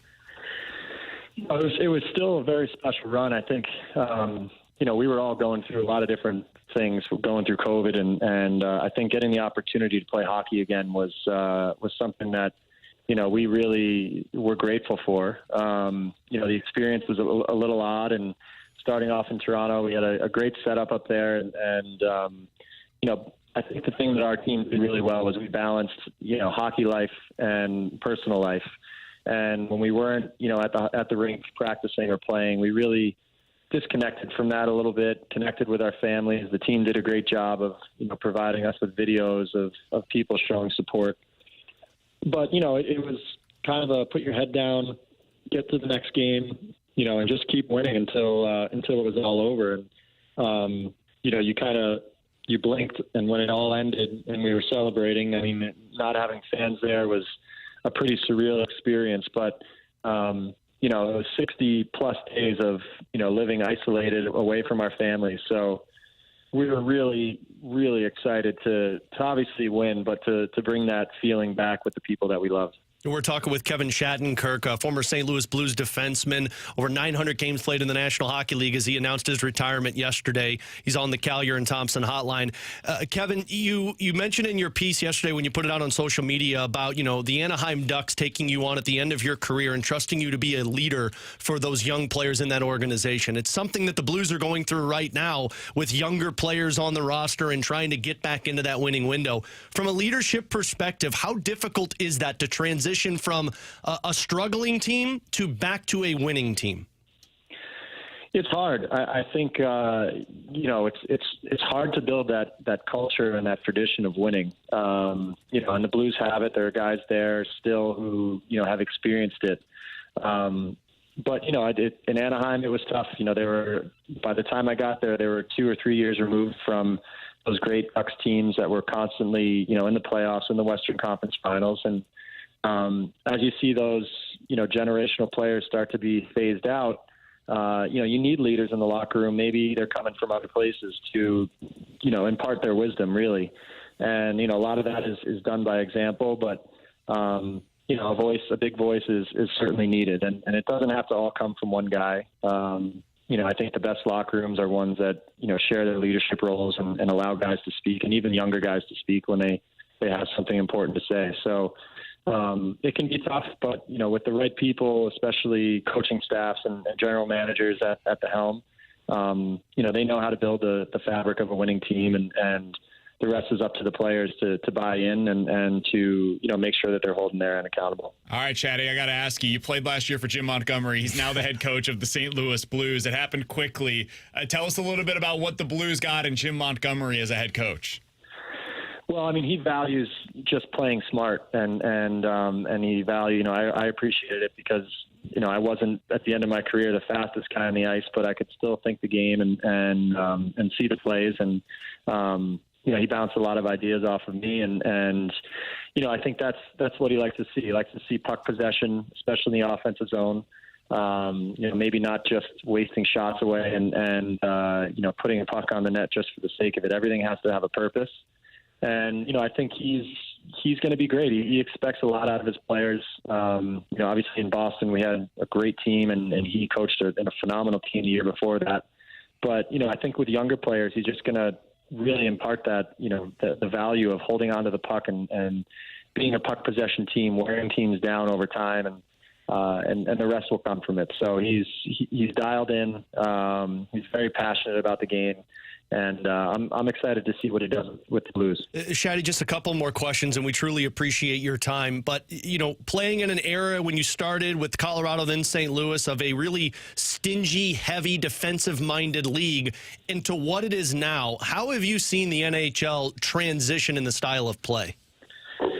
Yeah, it's been an amazing transition. I think, I was always happy when it was the stingy, bigger physical game because I feel like I could, outskate a few guys. But those days are long gone by the time I finished. The amount of skill that's in the league right now is incredible. And I think the development of players from a young age, we've seen that kind of come to fruition now with some of these superstars we have. But, I do think still that, maybe something gets lost there and not teaching, the little nuances of the game and really how to maybe slow down for a second and see a play that maybe you wouldn't if you just have your head down and you're stick handling the puck. So we're seeing guys start to learn that at the NHL level and come into their own maybe 3, 4, 5 years later in their career. But, it really provides for an unbelievable product on the ice and for fans all over the world. All right, Chatty, I couldn't let you out of here without getting some kind of story about Ken Hitchcock from you. You played for him for a number of years here in St. Louis. Do you have a favorite memory with Ken Hitchcock, a story that you could share with some of the Blues fans that are listening right now?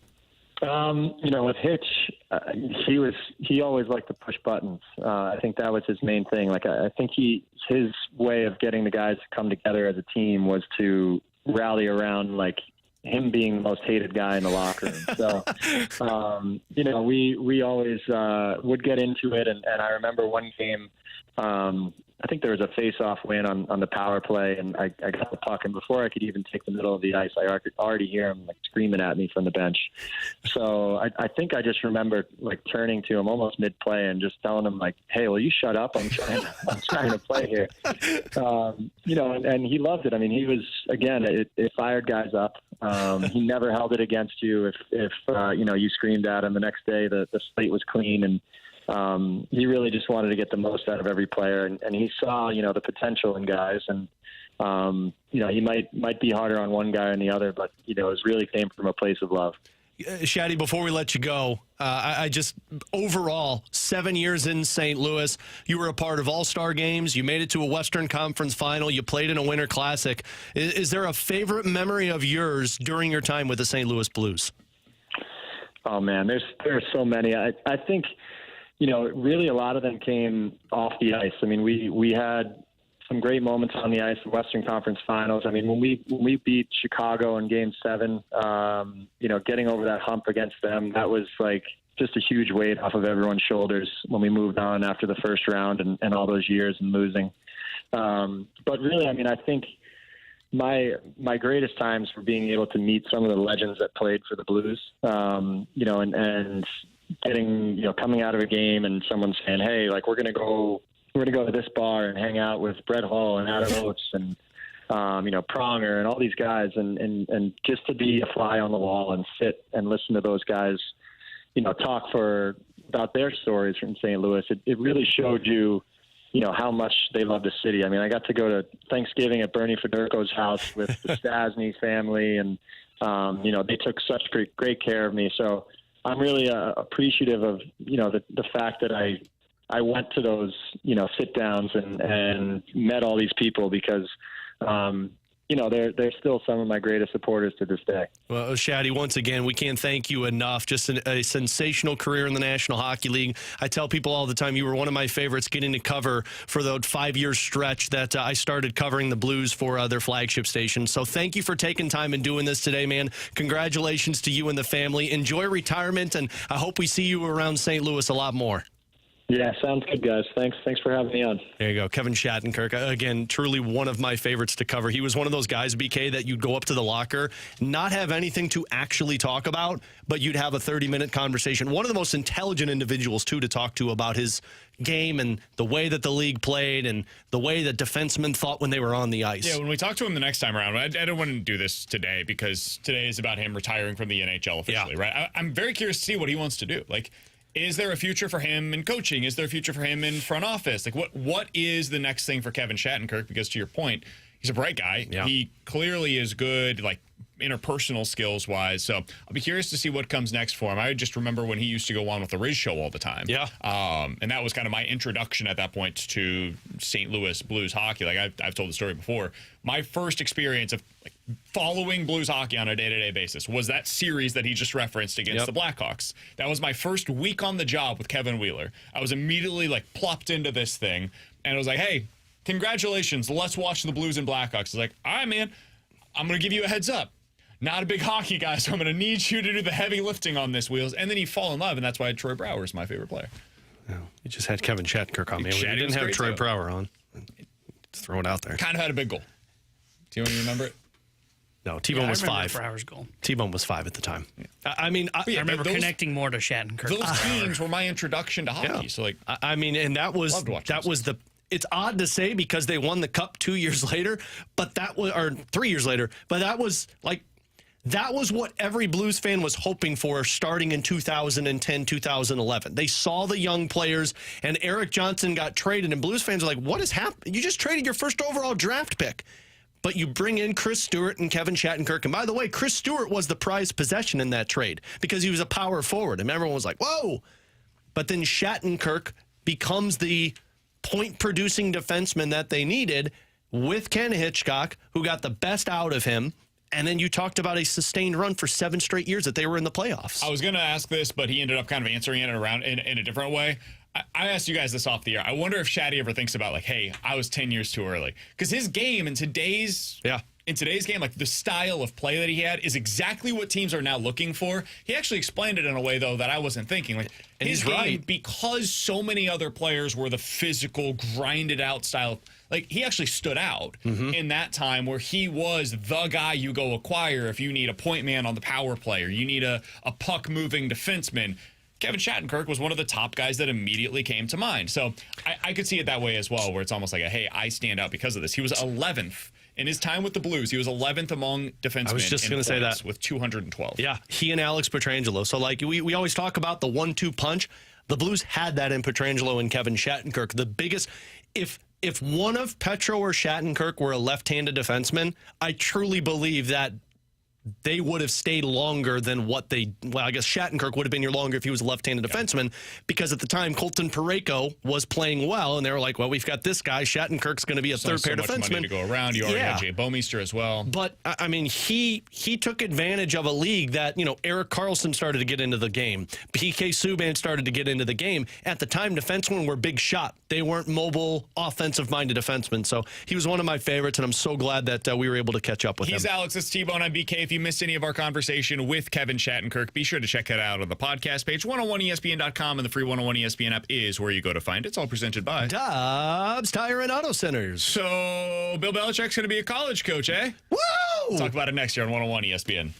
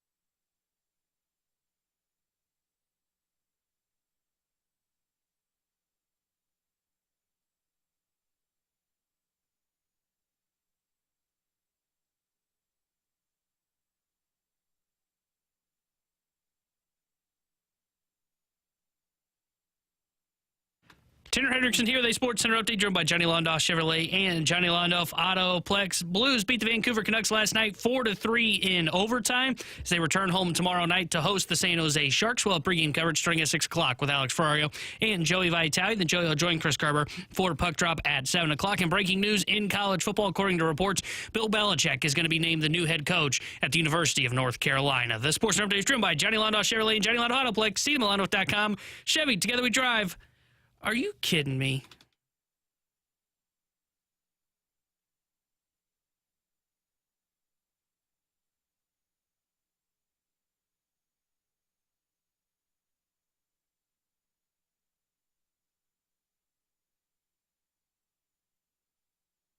Alongside Alex and T-Bone, I'm BK. According to Inside Carolina, the 24/7 sports site that covers North Carolina, the Tar Heels are finalizing a deal to hire Bill Belichick as their next head coach.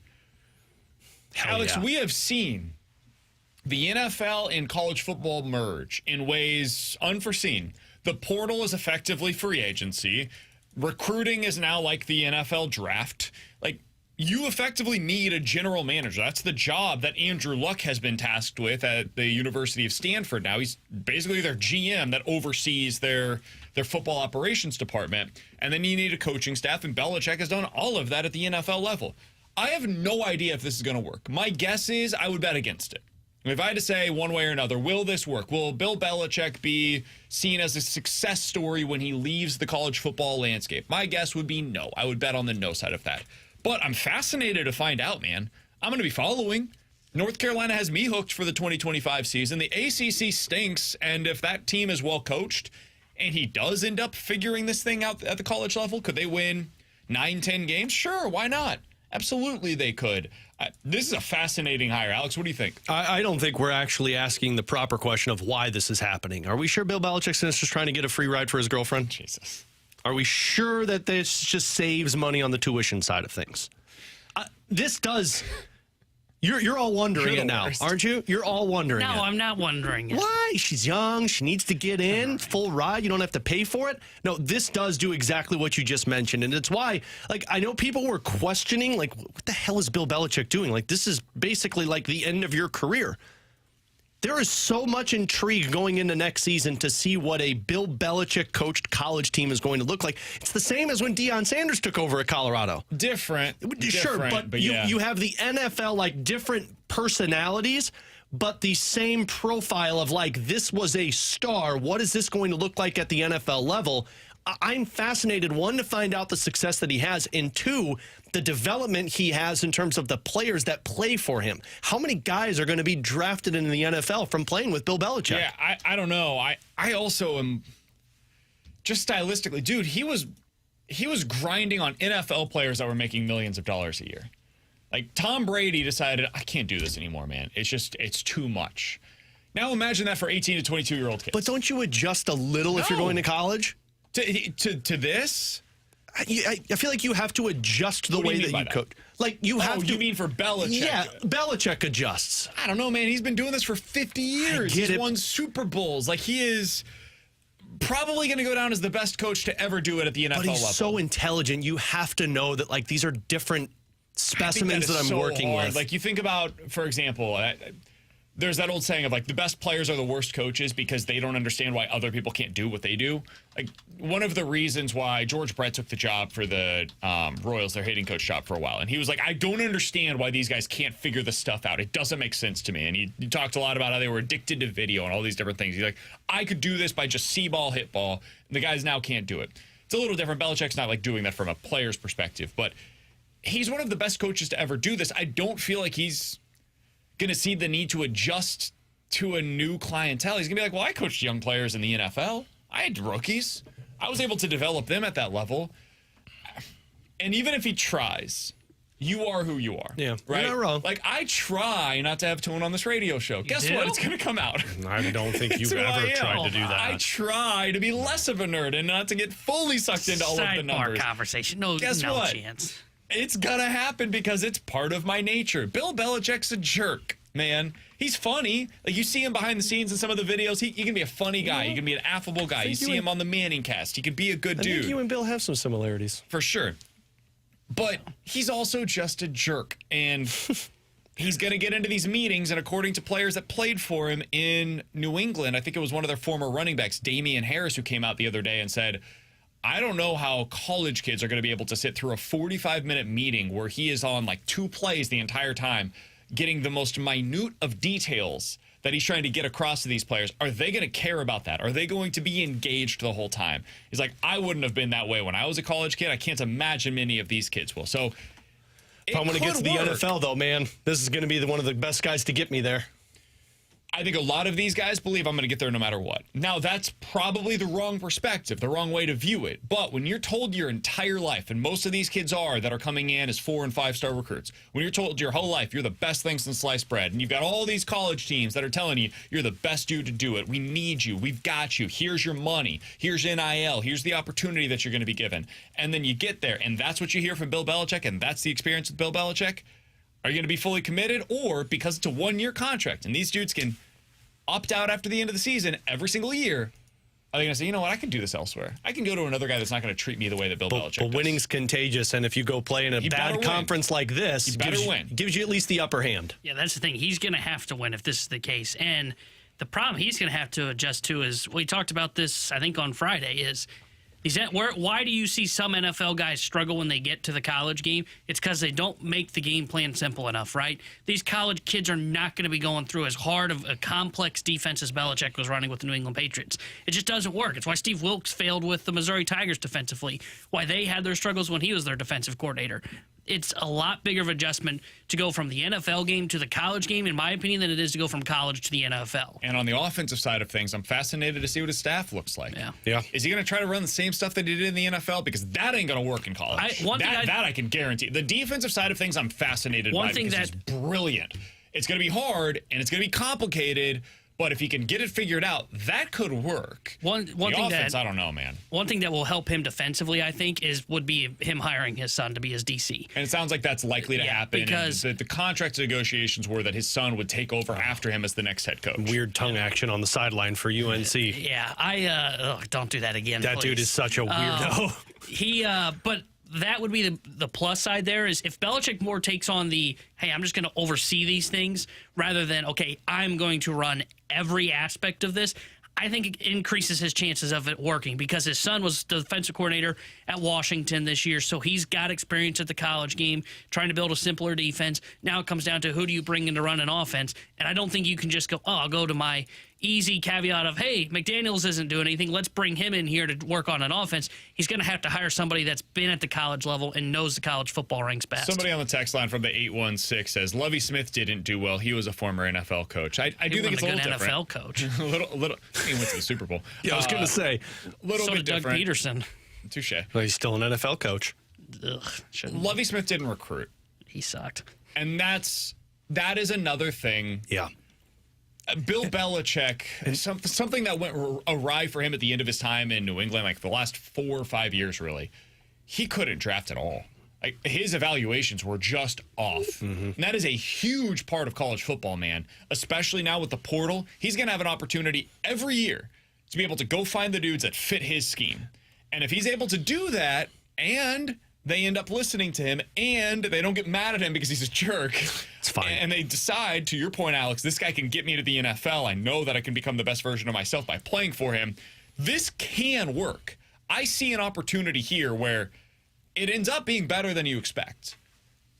I can also see how this ends up a disaster. And 3 years from now, we're like, what were they doing? And in all fairness, with the Lovie Smith thing, Bill Belichick is so much bigger than Lovie Smith ever was at the college level. Like, you struggle at recruiting. Lovie Smith is a name. You don't struggle with recruiting if you're Bill Belichick. I've got some breaking news for you. Oh, I was just going to bring this up, too. Yeah. Is it like breaking news or T-Bone breaking news? Legit breaking news. Yeah. According to Jeff Passan of ESPN.com, the Boston Red Sox are finalizing a trade to acquire left-handed pitcher Garrett Crochet from the Chicago White Sox. The deal is pending the medical, not official, but it's trending toward becoming exactly that. And from a Boston reporter, he is reporting that Kyle Teal, the Boston Red Sox top prospect, is involved in this deal. Wow. Yeah. Good on the White Sox for waiting. Man. They on the Red Sox for going in on it. I think the Cardinals need to trade Eric Fetty. Dude. I know they're different pitchers, but you need to trade Eric Fetty. What we are witnessing right now in Major League Baseball is it is a shift in the landscape that I can't remember the last time that we saw something like this. I guess it would have been like, it's different because we always point to 2015, 2016 as when there's something shifted in the landscape with pitching, and teams just suddenly like started craving the strikeouts, right? They started honing in on strikeouts to every team except for the Cardinals, of course, who's stayed in the 2010s era, the 2000s era. But pitching shifted in what teams were seeking in the 2016 to 2024 range. When was the last time we saw something like this where the team building approach appears to be changing right before our eyes? Contracts are bigger and longer than ever before, not just in a small way. Like, there's always inflation. Now it is, holy bleep, what just happened? $700 million to multiple players now, and not just like $680 million deferred. Like, that's an actual $700 million contract that Juan Soto just got.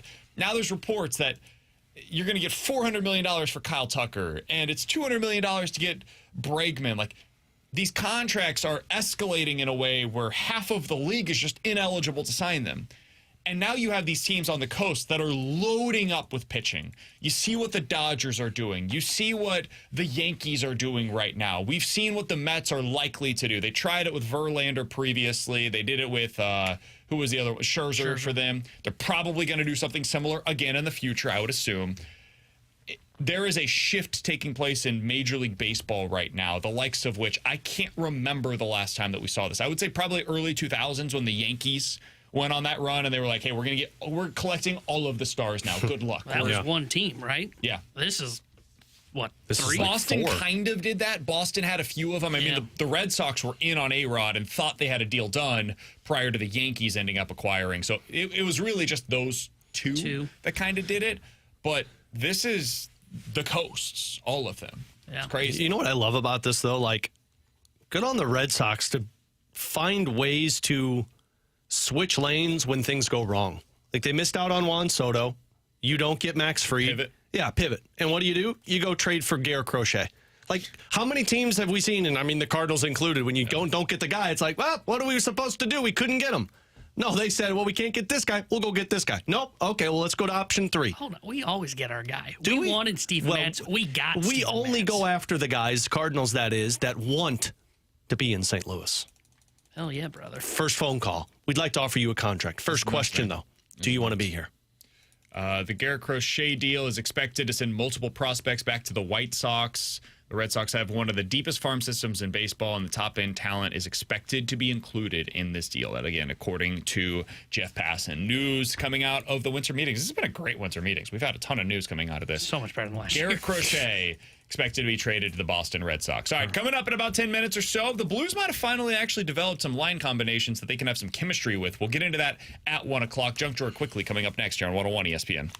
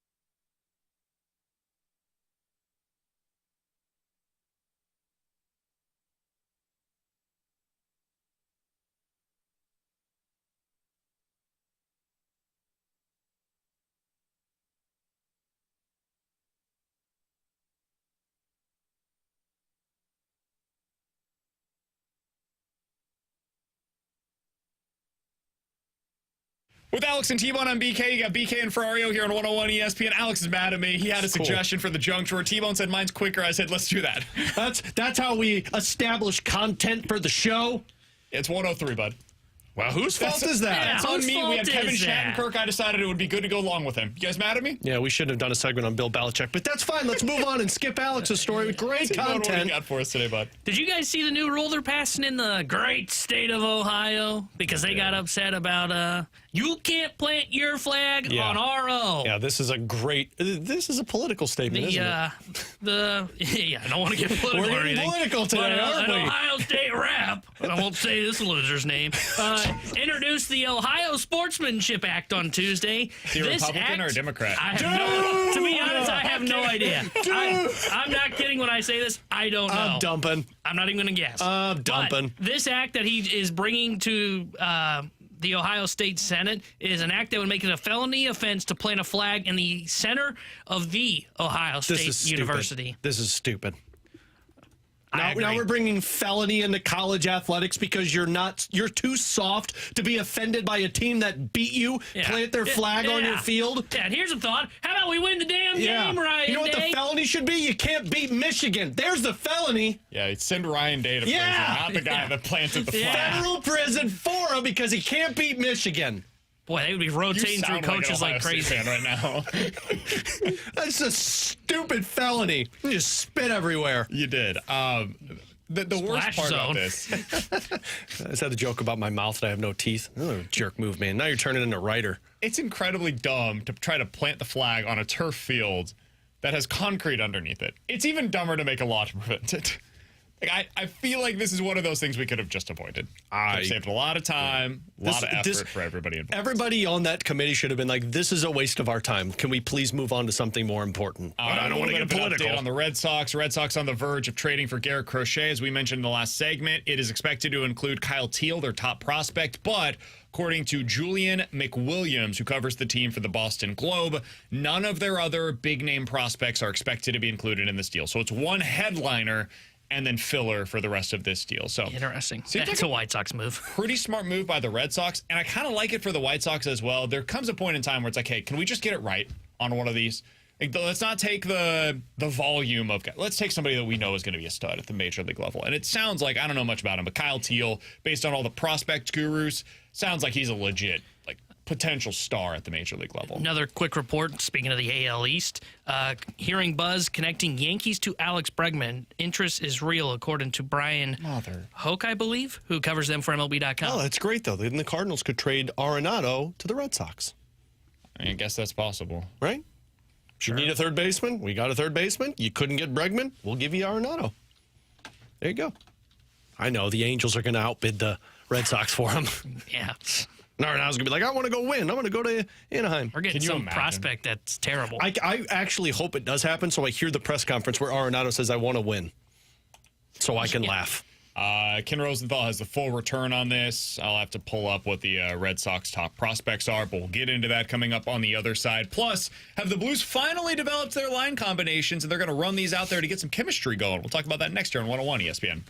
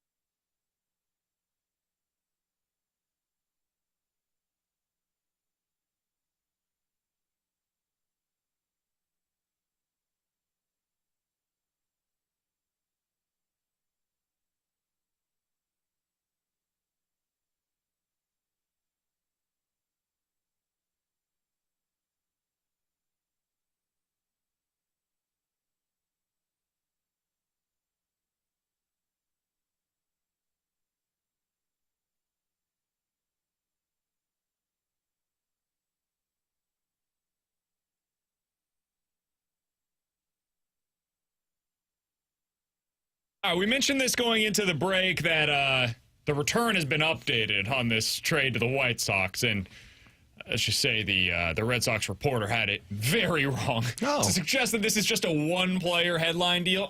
No, sir. According to MLB.com, and everybody's got their different rankings, right? There's Fangraphs, there's Baseball America, there's Baseball Prospectus, there's MLB.com. I'm using MLB.com as my guide for this. The White Sox were able to acquire, in return for Garrett Crochet, the Red Sox, number 4, number 5, number 14, and number 12 prospects in their system. Jeez. So 4 top 15 prospects in the Red Sox system. Now, not all systems are created equally, and sometimes that means, oh, cool, you got a headline of the number 4 rated prospect in a terrible system. That guy's outside of the top 100. That is not the case in this scenario. The Red Sox number 4 system in their number 4 prospect in their own system is number 25 in all of Major League Baseball. Oh, hot damn. The number 5 prospect in their system, which is the second best prospect in this deal, is number 54 in Major League Baseball. To put that in context, that would be similar to the Cardinals at one point trading like Mason Wynn and Nolan Gorman based on their prospect pedigree when they were coming through the pipeline heading in to the Cardinals organization. And I'd expect that type of return. This infielder is probably more similar to like a Von Herrera, Alec Burleson profile of a prospect.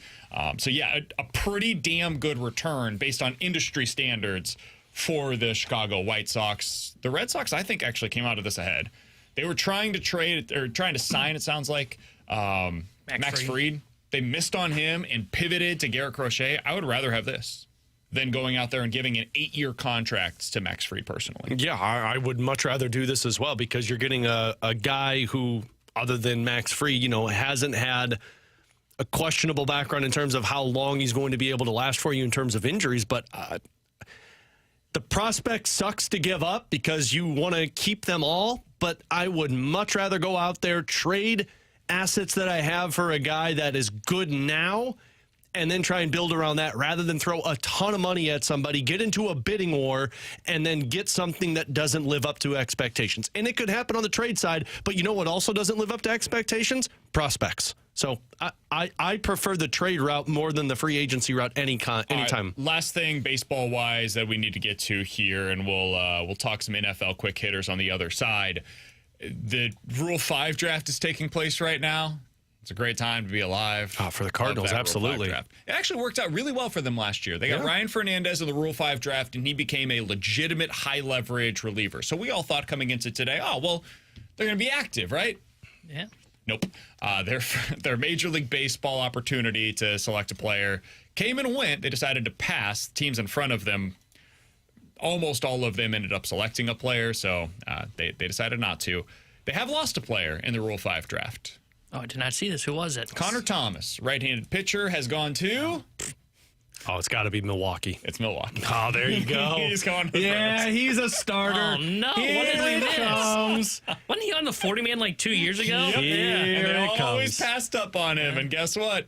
He's going to Milwaukee. So Connor Thomas has been selected in the Rule 5 draft. The Cardinals did not select a player. They did lose a player. I thought you were going to say Bedell, because I know Bedell, he's been kind of a trendy guy to be picked in the Rule 5. They needed to lose that player so that they have a spot for Roki Sasaki. Well, it didn't matter. He wasn't on the 40-man. Crap, I forgot about that. Yeah, that's why he's available. It's a whole thing about the... Anyways. And now you know. He's Alex Leskibon on BK. Coming up next, have the Blues finally developed their line combinations? And is it time for the Blues to consider trading Brandon Saad? We'll talk about that next here on 101 ESPN.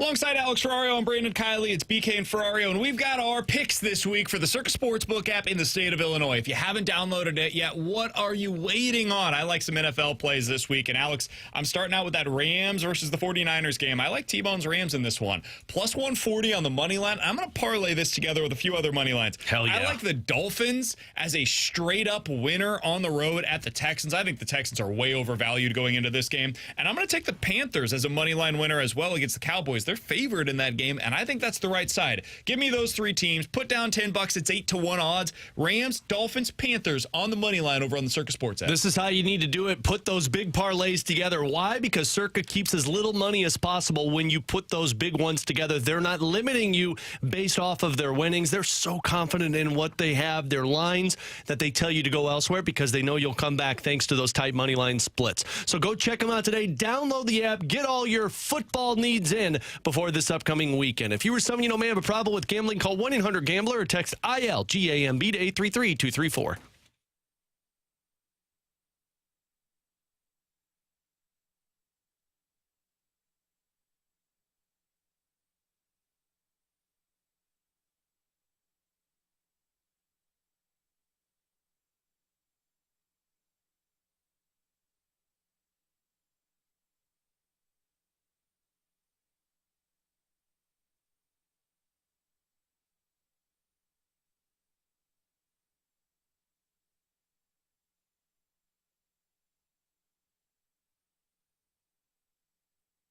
All right, so we've been trying to get to this here for the last hour or so. I enjoyed the baseball. We're finally going to do it. There's been a lot of news. Bill Belichick is now the head coach in North Carolina. Garrett Crochet is now a Red Sox. We got to talk earlier today with the one and only Kevin Shattenkirk. He retired from the NHL officially yesterday. I'd say it's a fun show. It's been a great show, honestly. I've really enjoyed it. You haven't had any attitude today? Just been nice? Just less than normal, probably. Sure. I feel like there's still some of that just by my nature, but less than normal. All right, so the Blues are finally developing their line combinations. They did not juggle up these lines a single time yesterday, Alex, which feels like a feat for the Blues, given what they are typically trying to do with those lines. They have to figure something out with one of them at least over the course of the game. Now, yesterday they did lose Radek Faksa late in that one for a little while because of a cut. We've had a few people ask about that. They said after the game it was a cut on his leg. Yeah. Got a few stitches. Sounds like he should be A-okay, so they avoided disaster there. But Thomas Buch, Kyrou, they ended up out shooting the opposition 5-3. I don't think that represents just how dominant they were. You said they allowed like 0 chances, Alex. Yeah, T-Bone was the one that looked that up. Against was 0.1 yesterday. Yeah, expected goals against was 0.1 and only 1 scoring chance against. Yeah. That's ridiculous. Yeah. The Shin line was able to outchance the opponents as well. My favorite one, the Holloway, Sonny, Bolduc line. They were the best line on the ice. Outshot the Vancouver Canucks 7-2. In terms of scoring chances, it was 11-3 high danger chances, 4-0 when they were on the ice. Are we finally at a point, Alex, maybe for the first time all year, where you feel like going into the next game, you don't have to question it. You know what those line combinations are going to look like. Yeah. And if so, what does that do for the chemistry? Oh, it's everything for the chemistry, because that's what at least a lot of the players had discussed early on in the season, that it's difficult to really get your bearings about you because you're on the ice and you're changing it up. And look, Jim Montgomery's not afraid to switch up line combinations. He's made that pretty clear in some of the other games. But if that's the Robert Thomas, or as I like to call it, the you guys ready for this one? God. It's the Ruchmas line.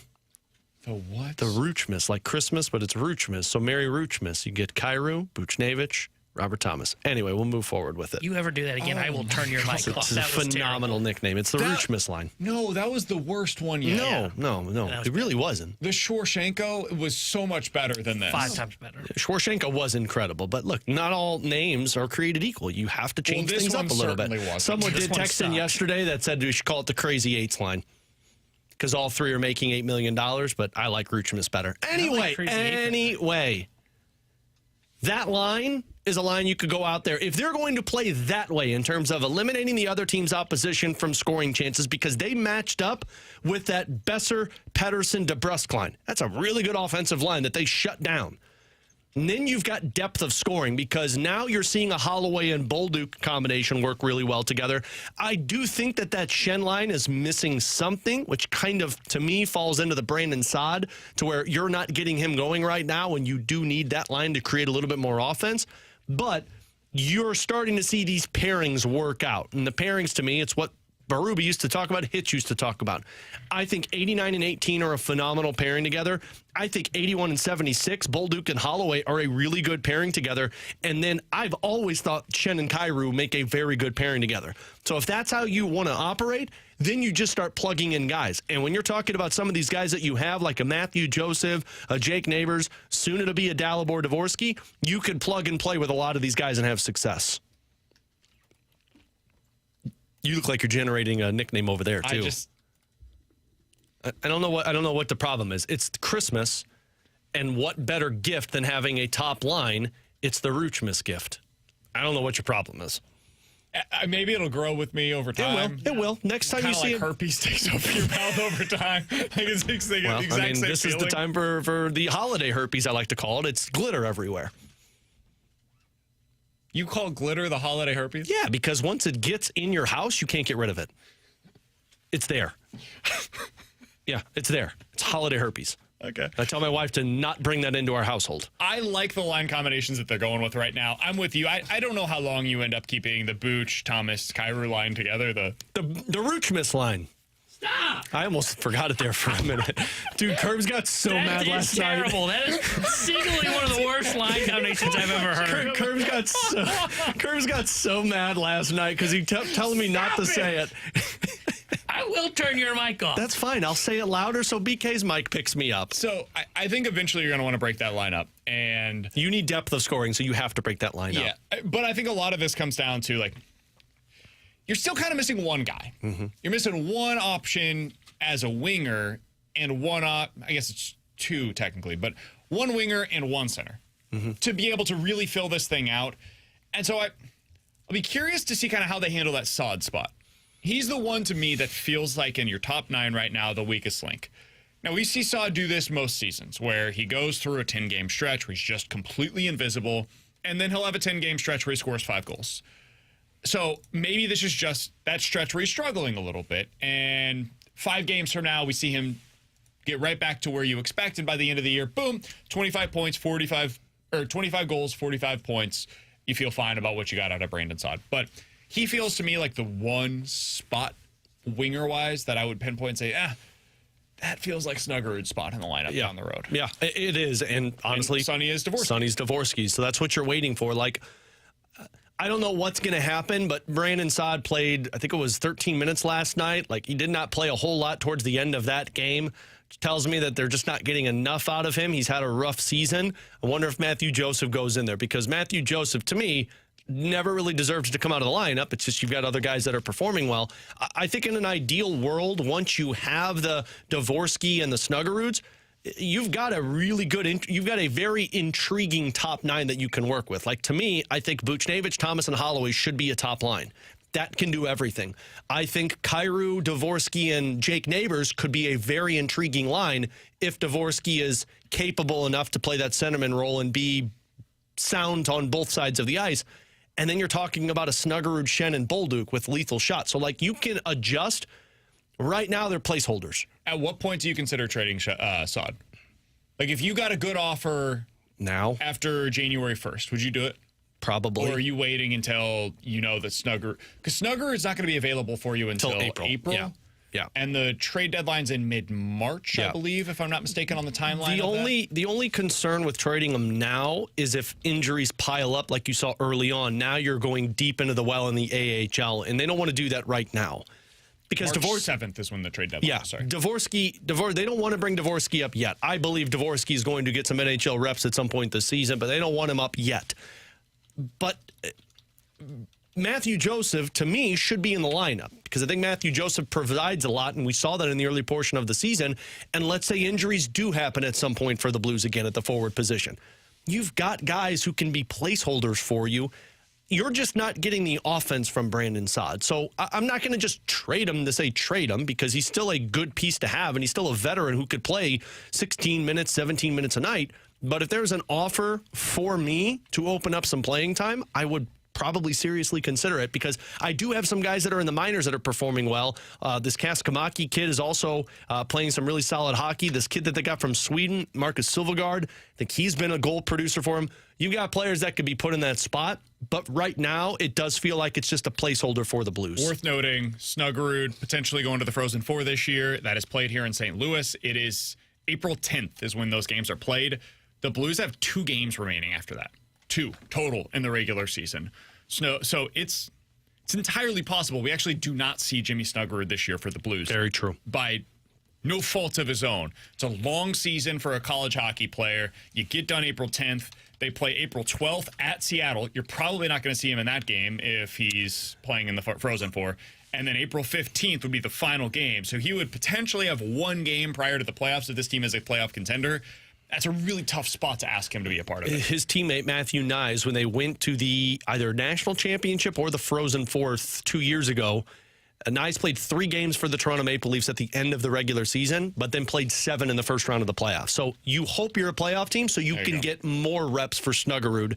But you can't bank on seeing that. But I do think there's other guys in your system by the trade deadline you're going to want to see play, and it's also getting $4 million off of your books for next season. Do you consider going with BTK?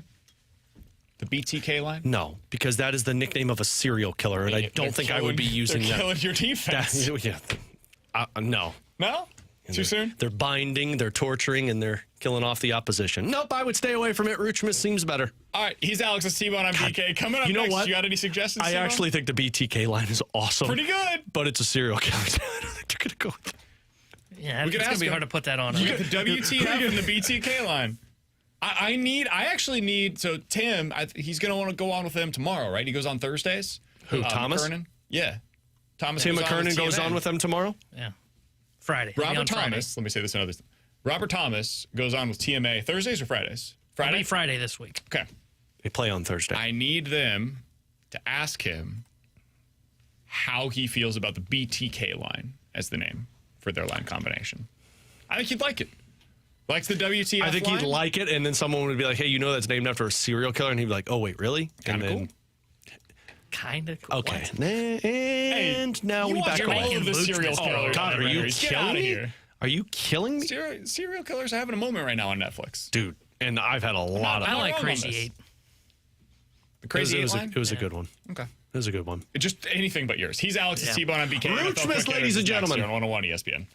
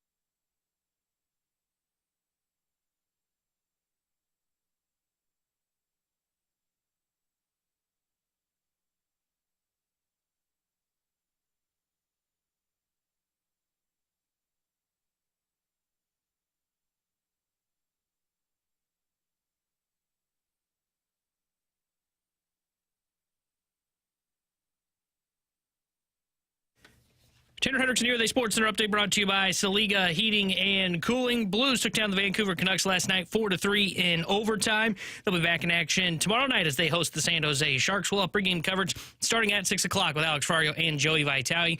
Then Joey will join Chris Kerber for Puck Drop at 7. News out of college football, according to reports, looks like the University of North Carolina will name Bill Belichick as their next head coach. And in Major League Baseball, the Boston Red Sox have acquired Garrett Crochet, the left-handed starter from the Chicago White Sox, for 4 of their top 15 prospects. The Sports Update is brought to you by Saliga Heating and Cooling, independent American Standard heating and air conditioning dealer.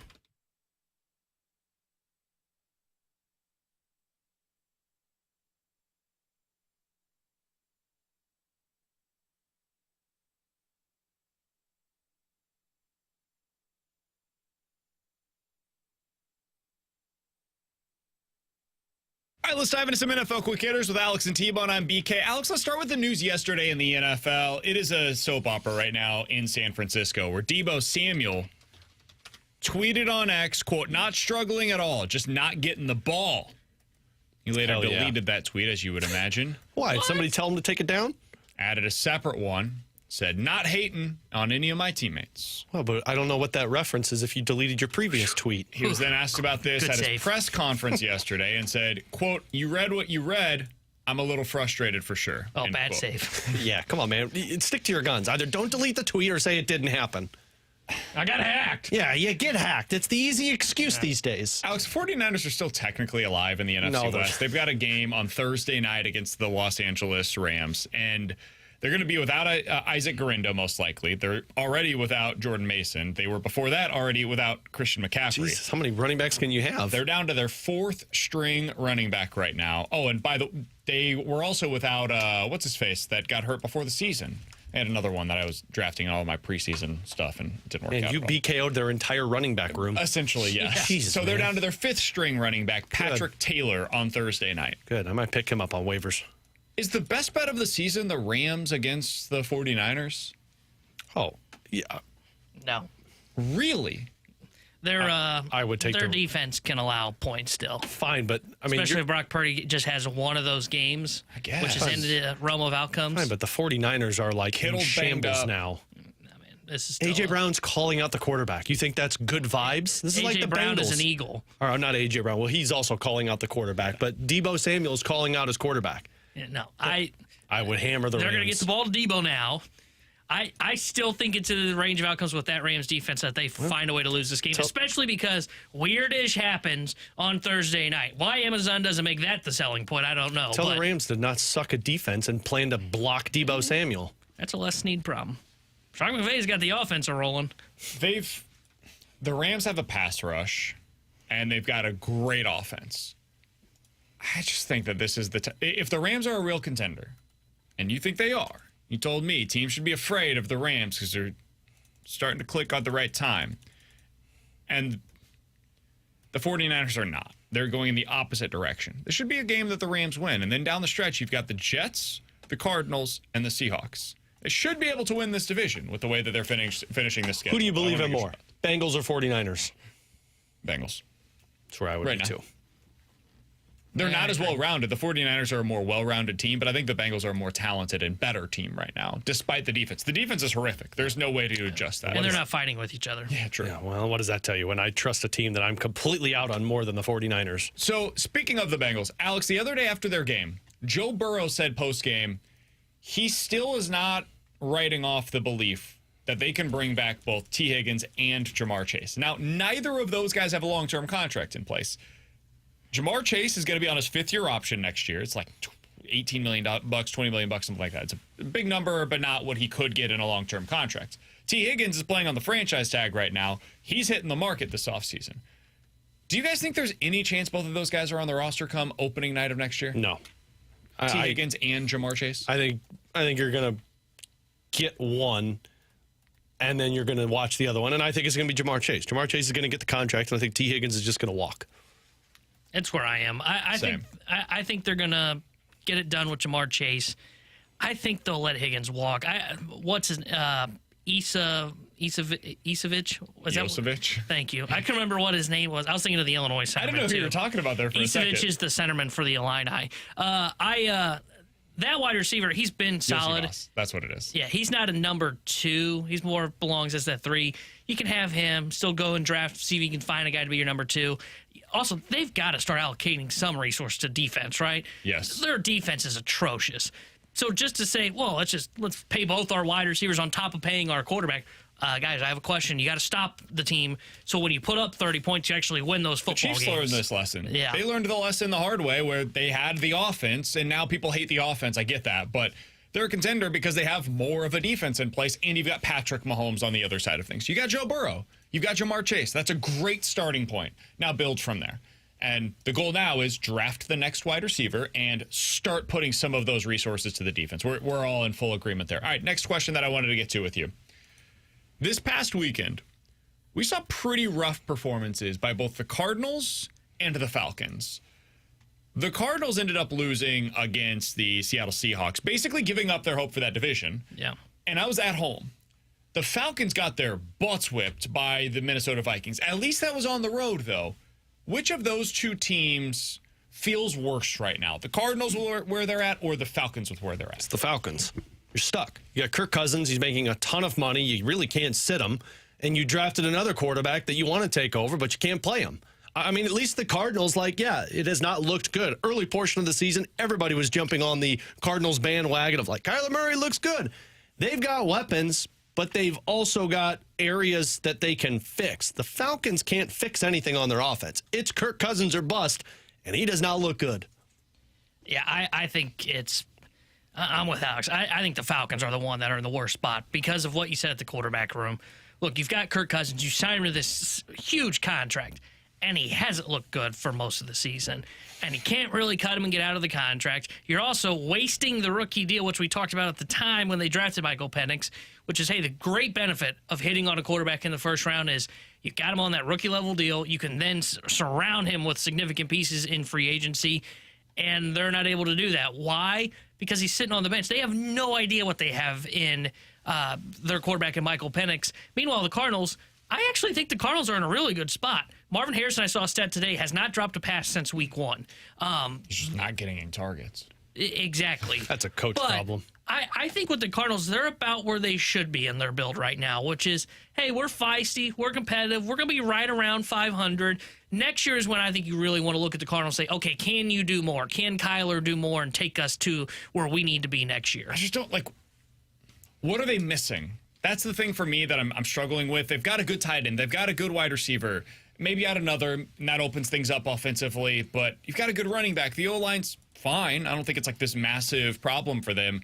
The defense, they need to get better. They need to add more talent on that side of the ball. But there have been games where it's the offense that's the problem for them. And that's where I'm struggling. It's I agree with you guys. The Falcons are the one that I feel worse about because they're stuck. Sorry, Stoltz. But with the Cardinals side of things, it all comes back to Kyler Murray. And when I watch him at times, if you just showed me the highlight reel of Kyler Murray from this season, I'd be like, oh, that's a top 5 to 10 quarterback in the NFL. But then if you show me the lowlights, I would say, oh, that's a guy you can't win with in the NFL. And it's the same player, and that's where I struggle with the Cardinals' long-term process of where they're going with this. I think they're pretty well coached. I think they have a pretty good offensive coordinator. I just don't know if they've got the right quarterback there. And I don't know what you do because kind of like the Falcons, you're stuck. Because he's too good to just get rid of, but he might not be good enough to get you to where you want to go. And you're paying him, too. Because he's got, 4 more years? So, you're paying him no matter what. I mean, at least there's been signs of life with Kyler Murray, and he's 24 years old. There has been zero, it is flatlining right now with Kirk Cousins, and that dude is old. Agreed, but they also have somebody in place right now that is their backup. But you can't play him. You can cut Kirk Cousins in the offseason. It results in a ton of dead money, and it's not a good way to go about building your roster. They messed up. But at least they have somebody in place behind him right now in Michael Penix Jr. that you could sell yourself on the idea of him being a really good quarterback and getting you to where you want to go. The Cardinals just feel like they're spinning their wheels right now. And there's going to be a lot of people that talk themselves into the Cardinals next year because they're probably going to sign a couple of good players. They're going to draft somebody. Maybe they end up adding Luther Burden or somebody else that's a top wide receiver in next year's draft, right? And so people will be like, oh, man, look at this talent that they've accumulated on the offensive side of the ball. Year 2 jump for Marvin Harrison Jr. They get him in a better role. It comes back to Kyler for me. I just really struggle with that team and what it's going to look like. Now, hear me They're out. more stuck to me than the Falcons are at the quarterback position. There won't be a new Call of Duty game next year, so I don't think he's going to be asked to There's strike. always going to be a new Call of Duty game. No, I think they're good for another year. I think next year's the year. No new COD. Yeah. It's 2 But years away. They'll have This is the downloadable moment. content that you can get that you didn't get last year. That's true. And then zombie mode or something that'll come out, and I'll have to dedicate some time to that. Maybe you're getting Call of Duty as a Christmas gift this year for one of the kids in your family. Well, gift. Santa Doug is going to be giving out presents every 10 minutes coming up at the morning after's all new Hot Shots on Lindbergh TMA Christmas party. That's coming up on December the 12th. That is tomorrow from 7 to 9 o'clock. It includes Blues tickets, signed Blues pucks, concert tickets including Post Malone and Jelly Roll, Kendrick Lamar and SZA, Jack White, Disturbed, Linkin Park, and more. Hot Shots is also going to have a TMA holiday-themed menu with shot and drink specials throughout the night. And please bring a new and unwrapped toy for Annie's Hope. Come celebrate the holidays with TMA at the brand new Hot Shots on Lindbergh tomorrow night from 7 to 9 o'clock. I saw a Doug post earlier today. He's got the Santa outfit that he's going to be wearing. Should be a good time. T-Bone, you should head out there, man. TMA Christmas party He's tomorrow giving out night, Call of Duty, 7 to 9 will he? o'clock. The Rams are going to be on. It's at Hot Shots. You got some shot specials. Rams, 49ers. Go celebrate. Wear an elf TMA. outfit. I could be Doug's elf. Oh, God. Me and Jackson. We messed up. We should have done that. Yeah, that should have been a punishment. No, it should have been something that he did. Me and Jackson could have been the elves. Sure. Oh, man. Now Santa's little helpers. we could probably still arrange this if you're being serious. No. There's your pickup line for the Sorry. females at Hot Shots. Dude, I'm telling you. I'm one of Santa's little helper. Oh, no. That can't be a good line. Then we could have taken a picture. That could be his new Tinder profile picture. Dude, people would have been swiping right. And but- it would have said Santa's little helper 365 days of the year. Oh, you missed the old opportunity This here, is man. terrible, man. You screwed up. Yeah. You done screwed messed like up. the Falcons screwed up. Coming up next, I think I just I broke didn't do my that bad. headphones by doing that. That's what happens when you slam your hand on the table. The Rewind is next here on 101 ESPN.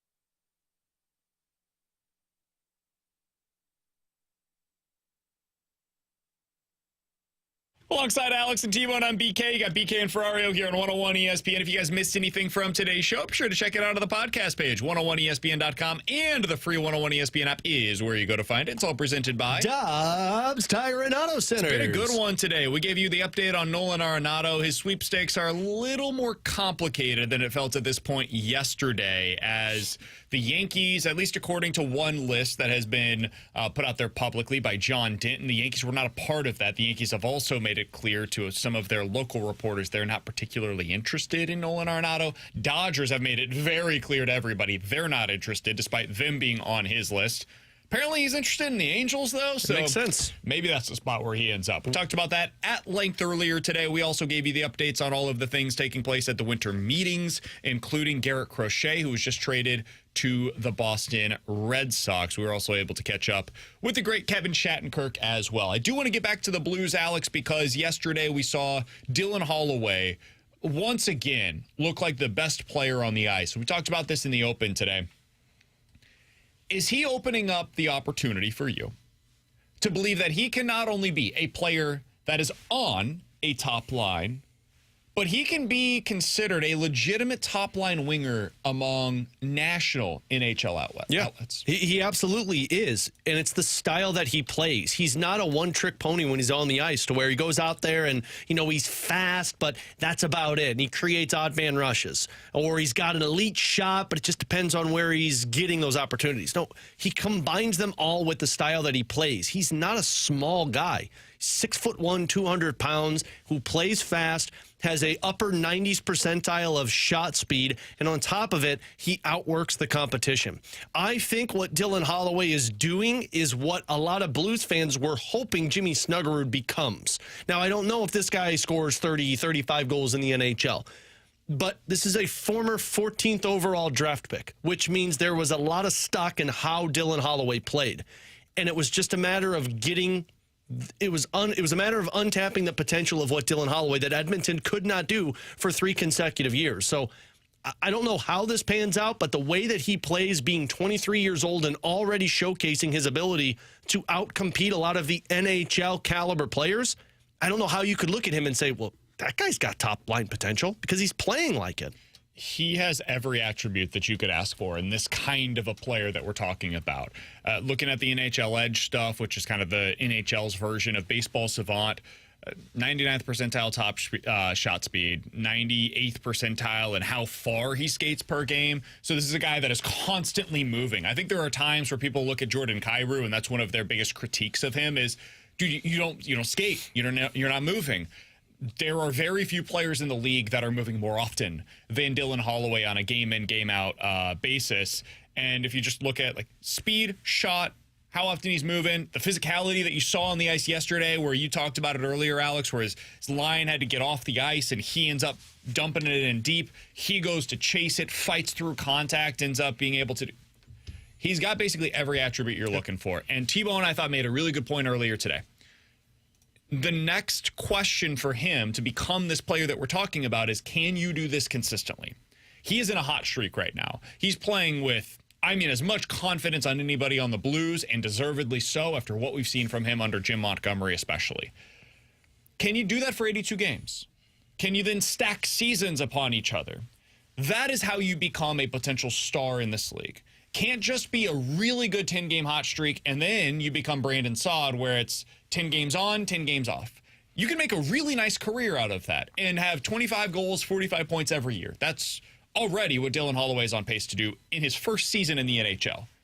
The next step for him is to become a consistent player, 30 goals plus, close to a point per game player. And I think he could potentially, I don't know point per game. I'm not sure he's going to have that kind of passing ability, but 60 points, 30 goals, I could see something like that. And why I think it's attainable is typically when guys can't stay consistent, it's because other teams realize how they can shut that player down.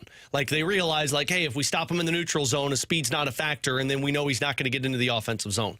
I don't know if I'm an opposing coach, I know how to handle a Dylan Holloway, because I don't know who he is. Like Jake Neighbours, he's a net front presence. Keep him away from the net, he's not going to score. Jordan Kyrou, he's off the rush. If we keep him out of the high danger slot, he's not going to score. Man, Dylan Holloway is scoring in front of the net. He's scoring from the side of the net. He's scoring off of speed. He's scoring off of net front presence. He's making playmaker ability plays in the offensive zone. This is a player that right now I'm not sure how you handle it. And if a team doesn't know how to handle that player, that's how you stay consistent. Blues off tonight, back in action tomorrow against the Sharks. Alex will have pregame coverage tomorrow for you guys at 6 o'clock right here in your home of the Blues, 101 ESPN. We'll certainly talk more about that game tomorrow. We are planning to be joined by Jeff Merrick, one of the best NHL analysts in the business. Always enjoy having him on the show. We will also catch up with Katie Woo, Cardinals insider for The Athletic, give us all of the updates on what she learned this week as she was down at the winter meetings. For Alex and T-Bone, I'm BK. We'll talk to you guys tomorrow at 11 a.m. The Fast Lane's coming up next year on 101 ESPN.